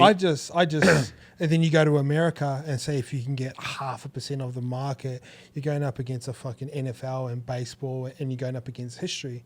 I just like, what's wrong with the AFL model? Yeah. AFL's huge. AFL's bigger than rugby league. Yeah. Would you say that? Would you say that? 110%. I used to play AFL. It's bigger than rugby league, and they're in Melbourne, and Yeah. you've got a couple teams. You ever been to a game in Melbourne?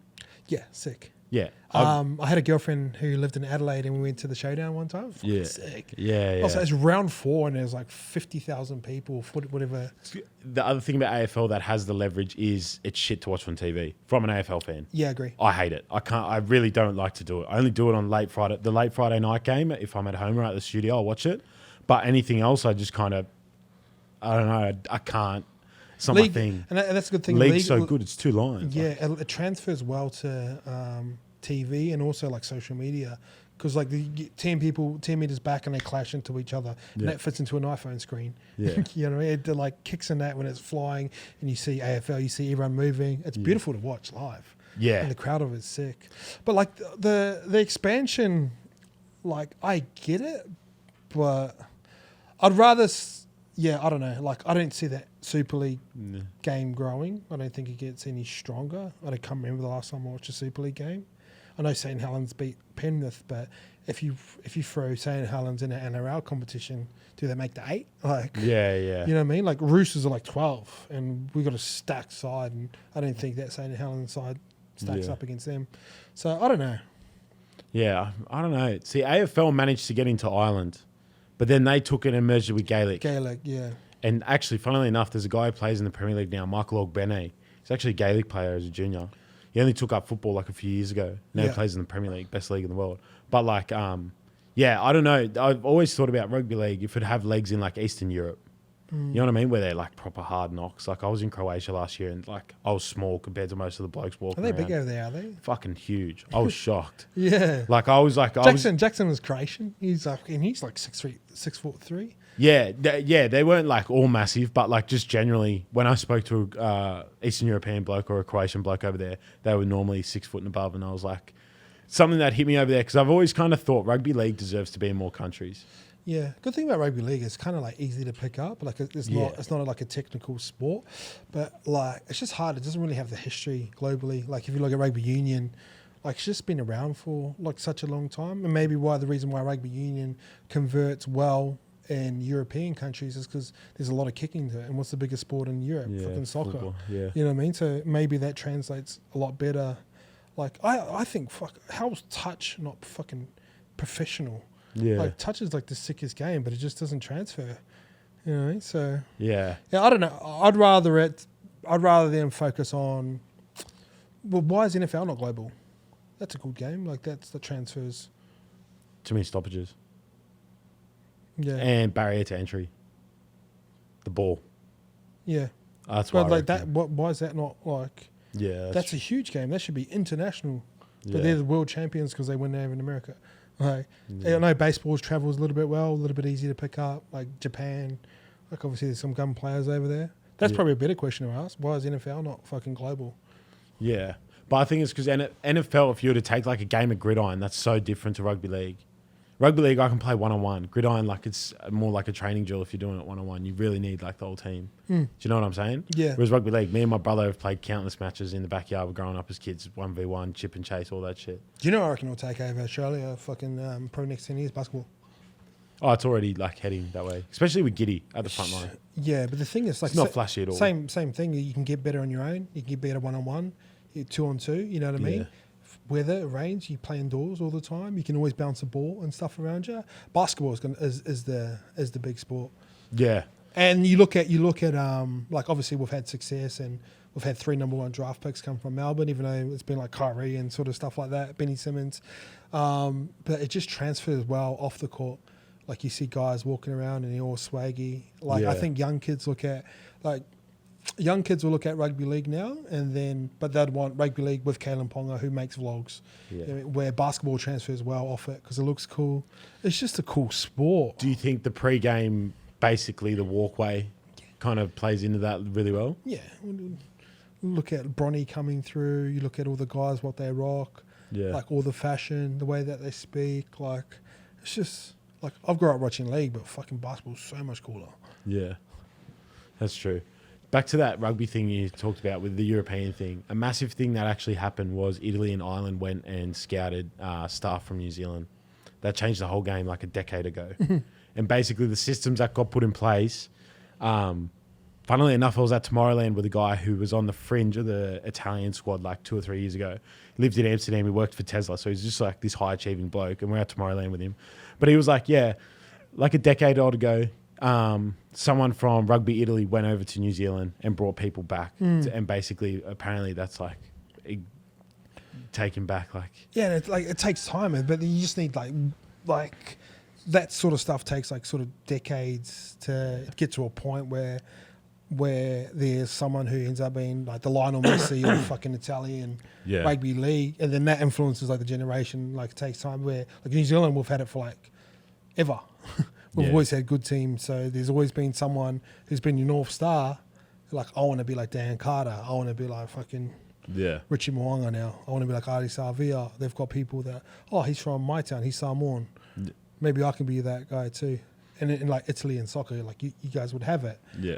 And you see all the fame and success that comes with that as well, and driving Lamborghinis and being at parties. But that all stuff matters to like the younger generation now. It's not just about pride and club loyalty. You need everything that comes with it. I was going to ask, 18th team. Bro, if you asked me a year ago, I would have gone like definitely no. But I don't know. I think it just balances out.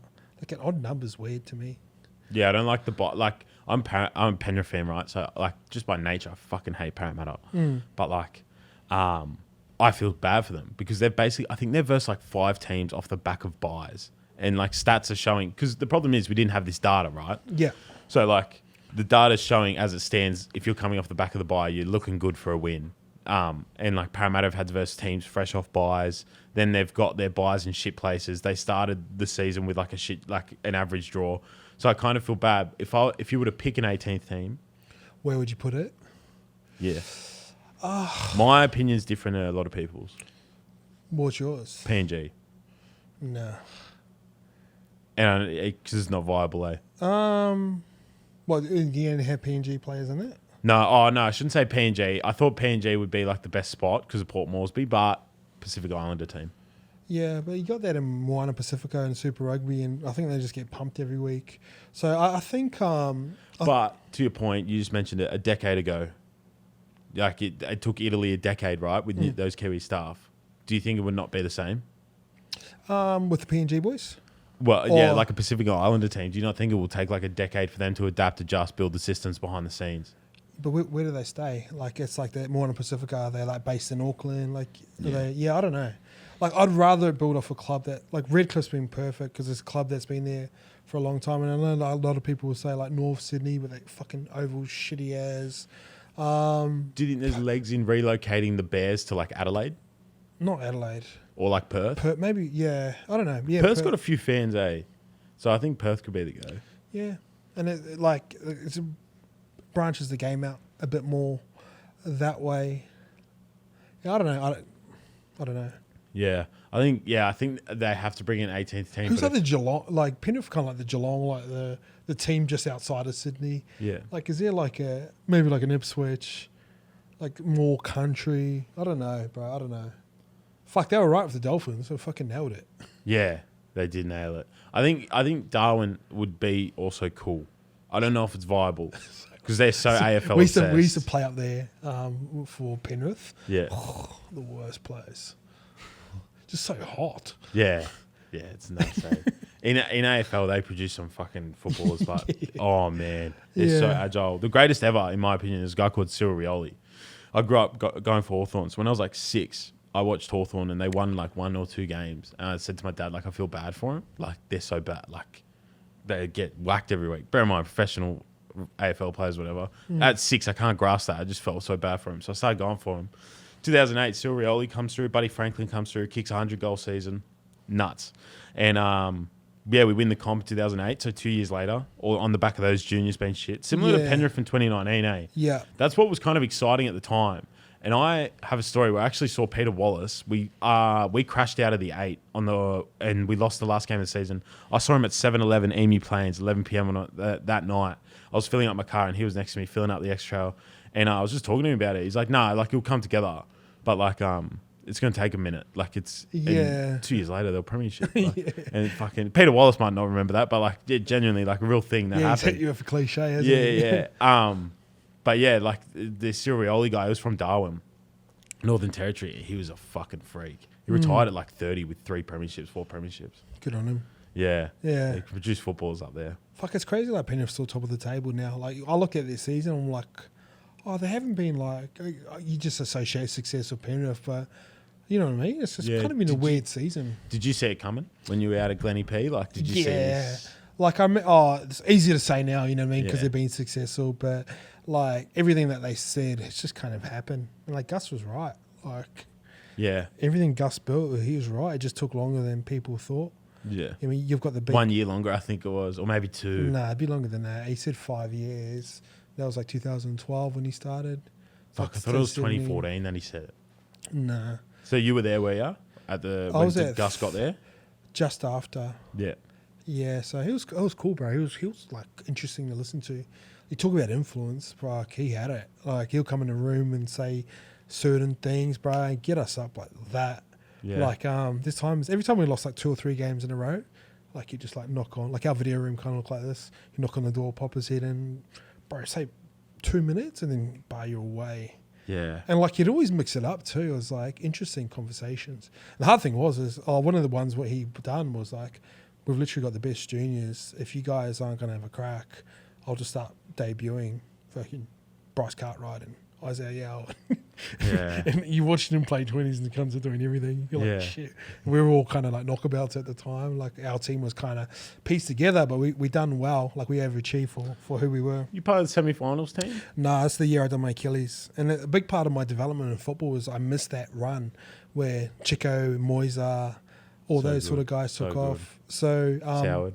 Yeah, Sowie was doing his thing. Like Sowie was leading the team, but I dare say like Will Smith was a 5'8" in those in that year, and I would have been in front of him at the time because I just finished playing Kiwis and stuff like that. So they went on this big run and got all their lessons from football through that. Chico got Dally M Hooker of the Year that year. Moyes had become like a superstar. Like, and I was just on the outside injured, and then by the time I got back, it was just kind of those boys had gone from we were all kind of similar level, and they'd just gone. They were better than me, but they were just gone from there to there. You just get left behind, bro. And then I'm on a decent sized contract, and they like start looking for younger kids who can do a similar job to me, but at a cheaper price. Yeah, and that's just how business works. Yeah, with the footy, do you get like kind of Will Smith? You mentioned still kicking it somehow. Yeah. Does it kind of trip you out like you've been retired for what, 5 years, 6 years, 7 years now? Yeah. Right? It's kind of trip you out that Will Smith still put on the kit for Tigers on Sunday, Yeah. and you're like the same age. No, he'd be younger than me, but no, that's like I was at Manly for my last year, injured the whole year standard, and I remember snapping my pec, and I'm like, fuck, I'm over football, and it was the first time I'd said it loud, like I'd always said it in my mind, but the reason when I said it, I just felt so light, bro. I felt like a weight was off my shoulders, and I just kind of knew from then. You just kind of follow your gut from there, and kind of sit there now. So if I'd stayed in football for an extra 5 years, I don't sit here now. And my life's way cooler than when I played football. Because I was never a superstar. Like, I enjoyed the ups and downs and winning and getting on the piss and shit like that. But, like, I was in Tokyo 2 months ago. I would just come back from I spent a month, like 3 weeks in New York. I come back and I live in Bondi now. Like, my location would have been dictated by where I played. Like, I wouldn't have been at the Roosters because they buy stars. Yeah. You know what I mean? I can wake up tomorrow and go to Bali. And it's always been the thing I've chased is freedom and creativity and do things I wanted to do. Football's restricting, bro. It's like this is how you train.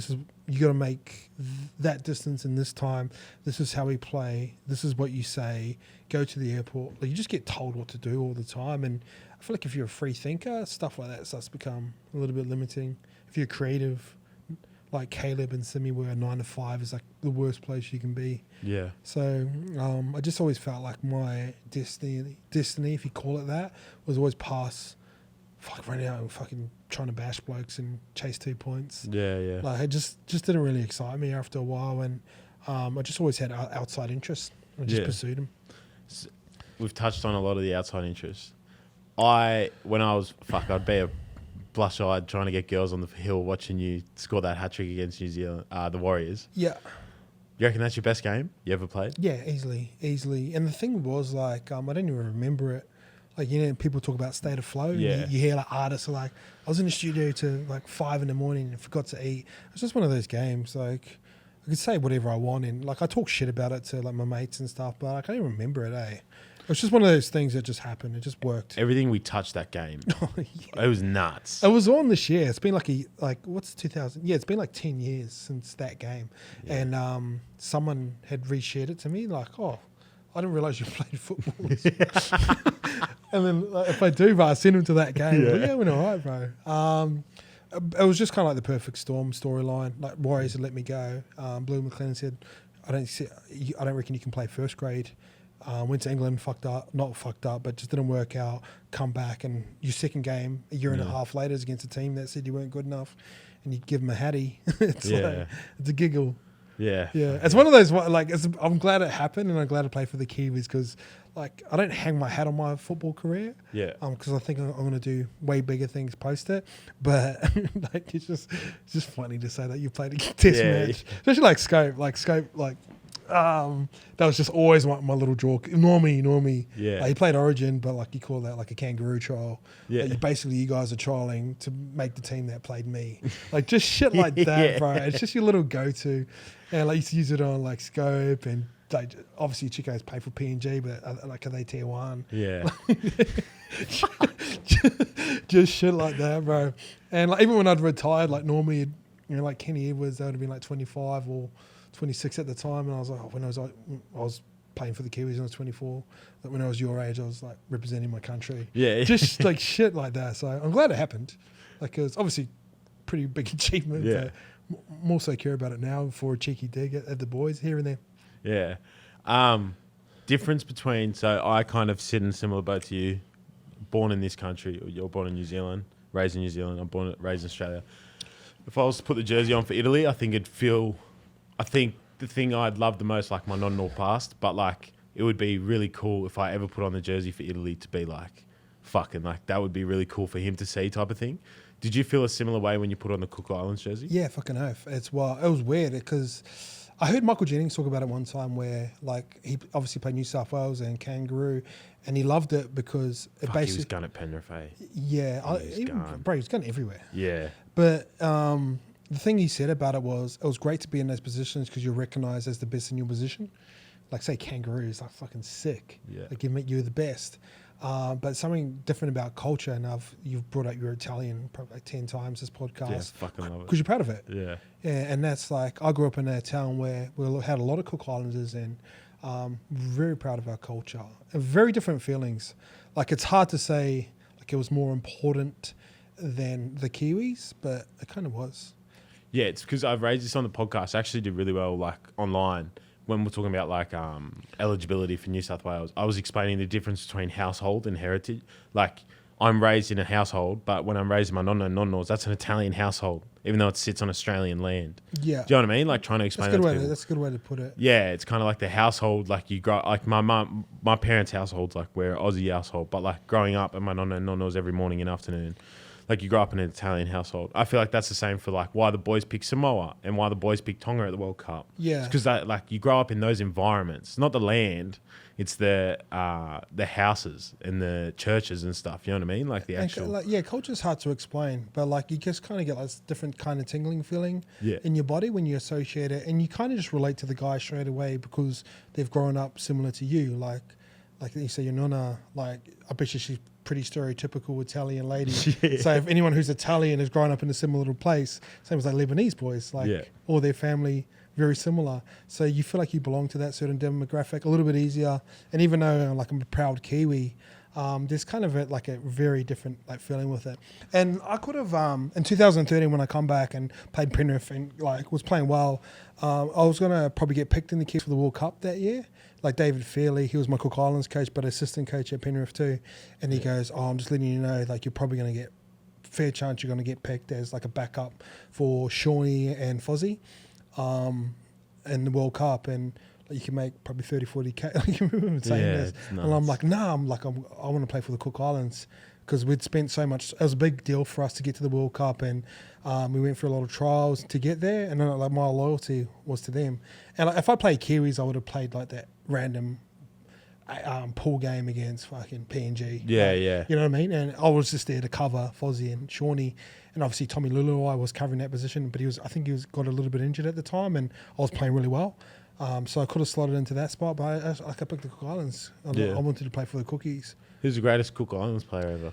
I think Joey Mane will end up being. He's from the same town as you, hey? Yeah. Yeah. Like he will end up being that, but like we had a pretty good side, bro. Like Jordan Rapana was in our side, Takarangi. But most of our Zane Tedavano, he's from my hometown too. Like a lot of us at the time, I think Dylan Knaps was there. Yeah, yeah. He's fucking ringleader of all the off-field antics. Yeah. And he'd just come off Roosters Premiership too. He didn't play in it, but like his boys with Sonny Bill and all that. Yeah. Fucking just had to swag. It's fucking so funny. I latched onto him straight away, bro, because we're always getting up to no good. But yeah, I don't know. It was fun. Like I was 23 at the time, and I was considered as like one of the older guys. But Yeah, like, wow. yeah. Well, we were young, bro. We had a young side. Yeah. How did you feel playing in the World Cup? I don't fucking felt like a Bucks trip, to be honest. We were just on the piss the whole time. That's mad, but you deserve it. To get Cook Islands to the World Cup, you deserve to enjoy it. But like, don't go out the night before you. We lost to USA, bro. It was like. Was Clint Newton paying for it? Yeah. Is he the only one that was in the NRL? Jason, Sefapolo. Oh, yeah. Fuck, they just like they just could not do a thing wrong, and we could not do a thing right, and we were compared to them, we were stacked. Yeah. And then we ended up playing Tonga the next game, and we should have won, but Jordan Rapana dropped the ball over the line. He went to go turn the corner, just popped out the side, and they were stacked too. Basically, the Tongan side that kicked on in 17. Yeah. They had Tomalolo, they had fucking everyone. Sikamani was their captain. Yeah. We almost got him, bro. Do you think that changed the narrative, that initial Tonga side in the mid to 2010s changed the narrative around like representation in rugby league? Yeah, for sure. I think it's made it like the coolest thing is success. And if people make changes and you go on to be success, that's what drives change. That's what drives change. And at the time, to turn down money to represent your culture was like no one was really doing it. And like, I'm not saying I was the first guy to do it. Yeah. But someone as high profile as a Fafita, as a Tomalolo, and from different countries too, Australia, New Zealand, to just get all those sort of guys in, it's a fucking special time in sports. Yeah. It's probably the most important part of international sports for rugby league. Yeah. And for the international game, for sure. Yeah. Back to what I was talking about with that clip. I remember exactly why. People talking about Luai and To'o last year. if they play for Samoa or Tonga, they shouldn't be playing for Origin. And I was explaining, like, you can be raised, born in this country, but we grow up in, like, that house you go to home to every night is going to have Samoan dishes every night. You know what I mean? Like, as I was trying to explain, but it fell on deaf ears for some parts of it. Like we've talked about with the drama thing, for some part, like, people just don't get it. Especially, like, with that argument, the only guys that didn't get it were, like, pure white Caucasian men that just couldn't fathom, like, this idea of, you know what I mean? Like, of course, because they've got no, like, evidence on the past of something that they can relate to. So everyone just formulates opinions of what they understand and know, and values and biases. And, like, the more I read and the more I understand, saying too soon old, too late smart, like, I'm similar to you. Like, I can hear you get passionate about the idea of it, and you just want to articulate yourself so well that everyone can get that point. You're just never going to get there. Yeah. And once you sort of realize that, it's just like, live and let go. Yeah, live and let go, and say your piece. And as long as you go home at night, look yourself in the mirror and say you're a good person, I think that's all that matters over time. Yeah, that's it. Before we wrap up, any final piece of advice for anyone just getting after it in the creative industry? Creative? But honestly, I think don't fear AI, embrace it. So, and I'll give you an example. So say like we had Lukey and Jackson here last year who were producers for us. Probably, if I been truly honest, their jobs wouldn't be as secure as they are now because AI can do everything for them. So yeah, that podcast cut up thing, eh? Yeah. The post-editing one? Yeah, for sure. So like say like back in the day, we would have filmed this. We wouldn't have the switcher that we're using up here. To live cut it, we'd have to stop this, go post-edit it, turn that into micro content. All that job has kind of become null and void. Yeah. Like you look at the farming industry back in the day, when the tractor came around, everyone was like, what the fuck is that? Yeah. But it made a lot of things easier. So true creatives are going to be able to understand our AI, adopt AI, and still implement it and make it more efficient. It's just there to make your life a little bit easier. Another part about creativity, and we talked about it, stems from struggle. Like, understand trends, but you don't always have to follow them. And sometimes that's a long 100. That's a long road to go, but eventually, like, the world comes to you. Yeah. Like the GDAP example was like they look like no one else is doing their clothes, but eventually, if you put your flag in the ground and go, this is who we are, over time you start to build a community because it just looks different to what everyone else is doing. Yeah, I don't know how up to date you are with the Australian hip hop scene, but I have a few friends who I've met through Helos around 2 years ago, a year ago, and they are bar for bar, they can go heavy, but like music wise, their numbers aren't crazy, right? And I say like 1-4 is kind of an exception because they were original and creative and they killed it, right? And that's awesome. That's ideally what everyone does, right? But I say to them, like, they get discouraged by people who kind of hop on trends, get 8 million views on a YouTube video, get up a million streams on Spotify. I just say to them, like, the real will always prosper. Do not worry. Like, they will not be remembered because I can guarantee you all throughout the 2000s especially, how many people hopped on R&B and you can't even name fucking 90% of them. Yeah. And you were listening to them at almost every party, everything. Like, so many artists get phased out. You know what I mean? Yeah. It's kind of the same thing. And then with the AI thing as well, I have a designer, shout out Suresh, and yeah, we were talking about that yesterday. So this is like Helos International, and I did the thing called like Worldwide Steppers. So I was like messaging him. I was like, oh, we should do like a graphic where we put like Helos billboards in different cities all over the world, just for like a post. And yeah, we hopped on AI for it. It's fascinating stuff. It was my first time touching it. Oh, really? Yeah. Dive into it, bro, because there's not many times where you can get on a trend this early. So like we understand how important like internet is now, or social media. Imagine knowing what you know now. Like you'd push yourself towards to learn Instagram a little bit quicker, or if you started podcasting 5 or 6 years ago. Like one thing, like you sort of said before, being like a little bit ahead of the curve, it's just sort of recognizing sort of stuff like that, and not going all the way in, but just understanding it. And Curran Ray said a great quote. I went to this AI course, and he said, "In the land of the blind, the man with one eye is king." And what he means is when no one else understands what's going on, like if you're the person who's got a little bit of knowledge, you're the guy. Yeah. So like it's just learning it, not being scared by it, understanding it, and then you'll find like if you become the expert in that sort of space now, like say you're doing internships for whatever, who you guys are doing it for out west, and you can knock out 3 podcasts in the time it takes someone else to knock out 1, like who's more valuable? Yeah. You. And that guy will learn that at the time, but if you build that relationship, you become more valuable. in the space of content, where you just want to be smashing out content, that stuff's king. Yeah, fuck yeah. Thanks for your time, brother. No worries, bro. I really Appreciate it. appreciate it. Yeah. It's been awesome. Remember, like, comment, subscribe, all that good stuff. And yeah, honestly, bro, for me, it's a massive full circle moment. Like, couldn't be more grateful. Like I said, followed you since like 2017. And yeah, like all the content you've put out over the years have helped me so much. Helped a lot of my mates as well that are in the business. So Cool. appreciate it, bro. Thanks, bro. Appreciate it.